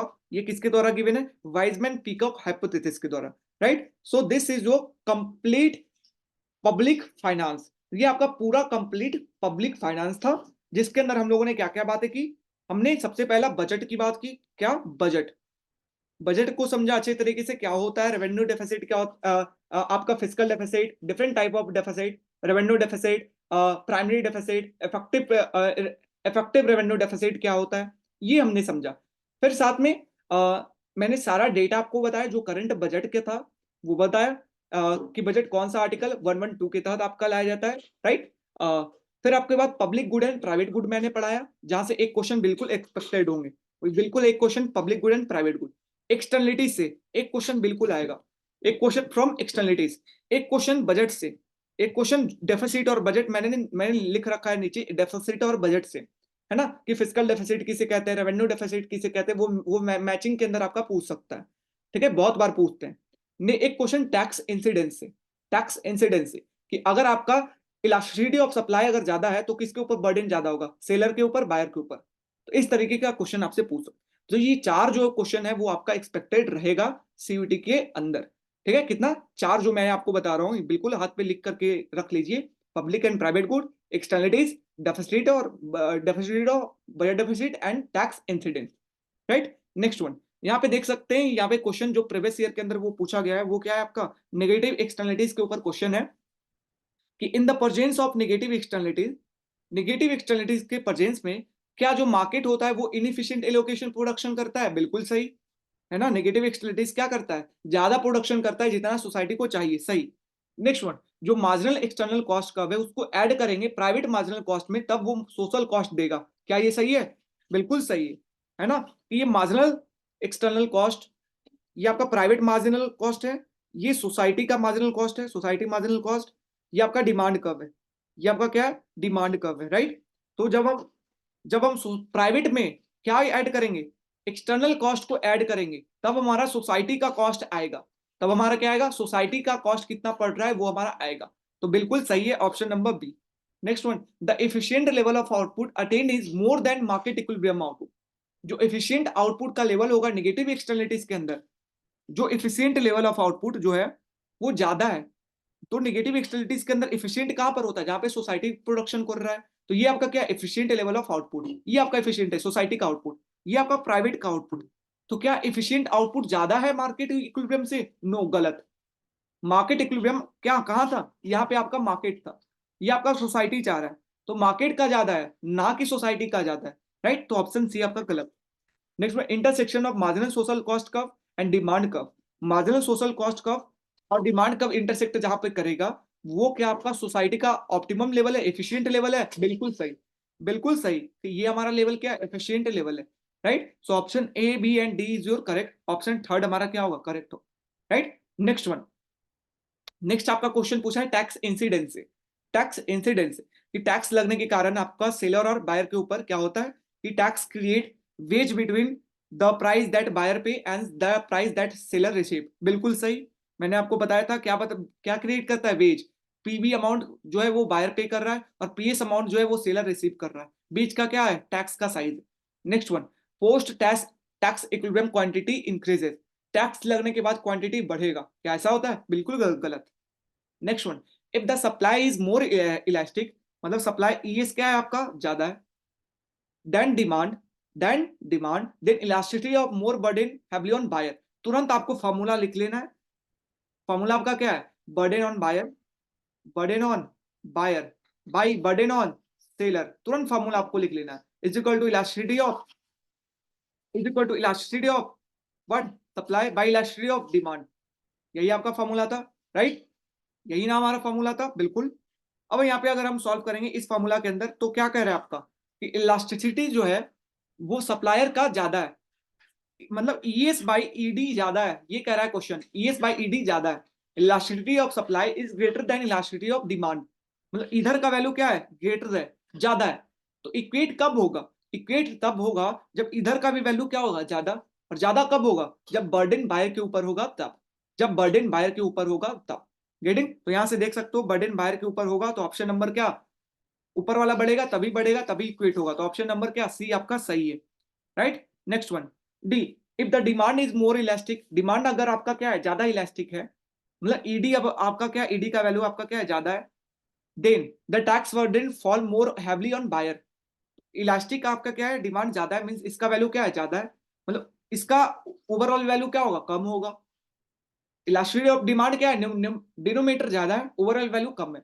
और इधर के वैल्यू को अगर कम बनाना है तो कम कैसे बनेगा, जब बर्डन बायर के ऊपर कम होगा, तो बर्डन बायर के ऊपर कम होगा, यहाँ पे क्या है, ये बर्डन बायर के ऊपर ज्यादा होगा, गलत। गेटिंग माय पॉइंट, कि बर्डन बायर के ऊपर कम होगा तभी हमारा दोनों इक्वेट हो। Imposition of tax create deadweight loss, बिल्कुल सही है, ऑप्शन नंबर आपका क्या क्या, A C E, A C E option number third one is जो करेक्ट। समझ रहे हो, तो इस तरीके से आपको क्या करना है, क्वेश्चन को आपको सॉल्व करना है, ठीक है। तो ये आपका कंप्लीट एनालिसिस आपका किसके ऊपर हुआ, पब्लिक फाइनेंस के ऊपर। तो गाइस, अगर आपको ये लेक्चर अच्छा लगा होगा तो आप जरूर हमारे वीडियो को लाइक करें, सब्सक्राइब करें हमारे चैनल को अगर अभी तक नहीं किया है तो जरूर करें, ठीक है। और नीचे कमेंट करके जरूर लिखना है कि आपको कैसा ये लेक्चर लगा, क्या आपको क्या फायदा पहुंचा, तो जरूर हमारा आपका रिव्यू बहुत मैटर करता है हमारे किसी भी लेक्चर के लिए, तो प्लीज आप रिव्यू जरूर करें, राइट गाइस। तो चलिए हम लोग मिलते हैं नेक्स्ट लेक्चर में, तब तक के लिए अपना धन्यवाद and best of luck for your examination all of. Thank you so much.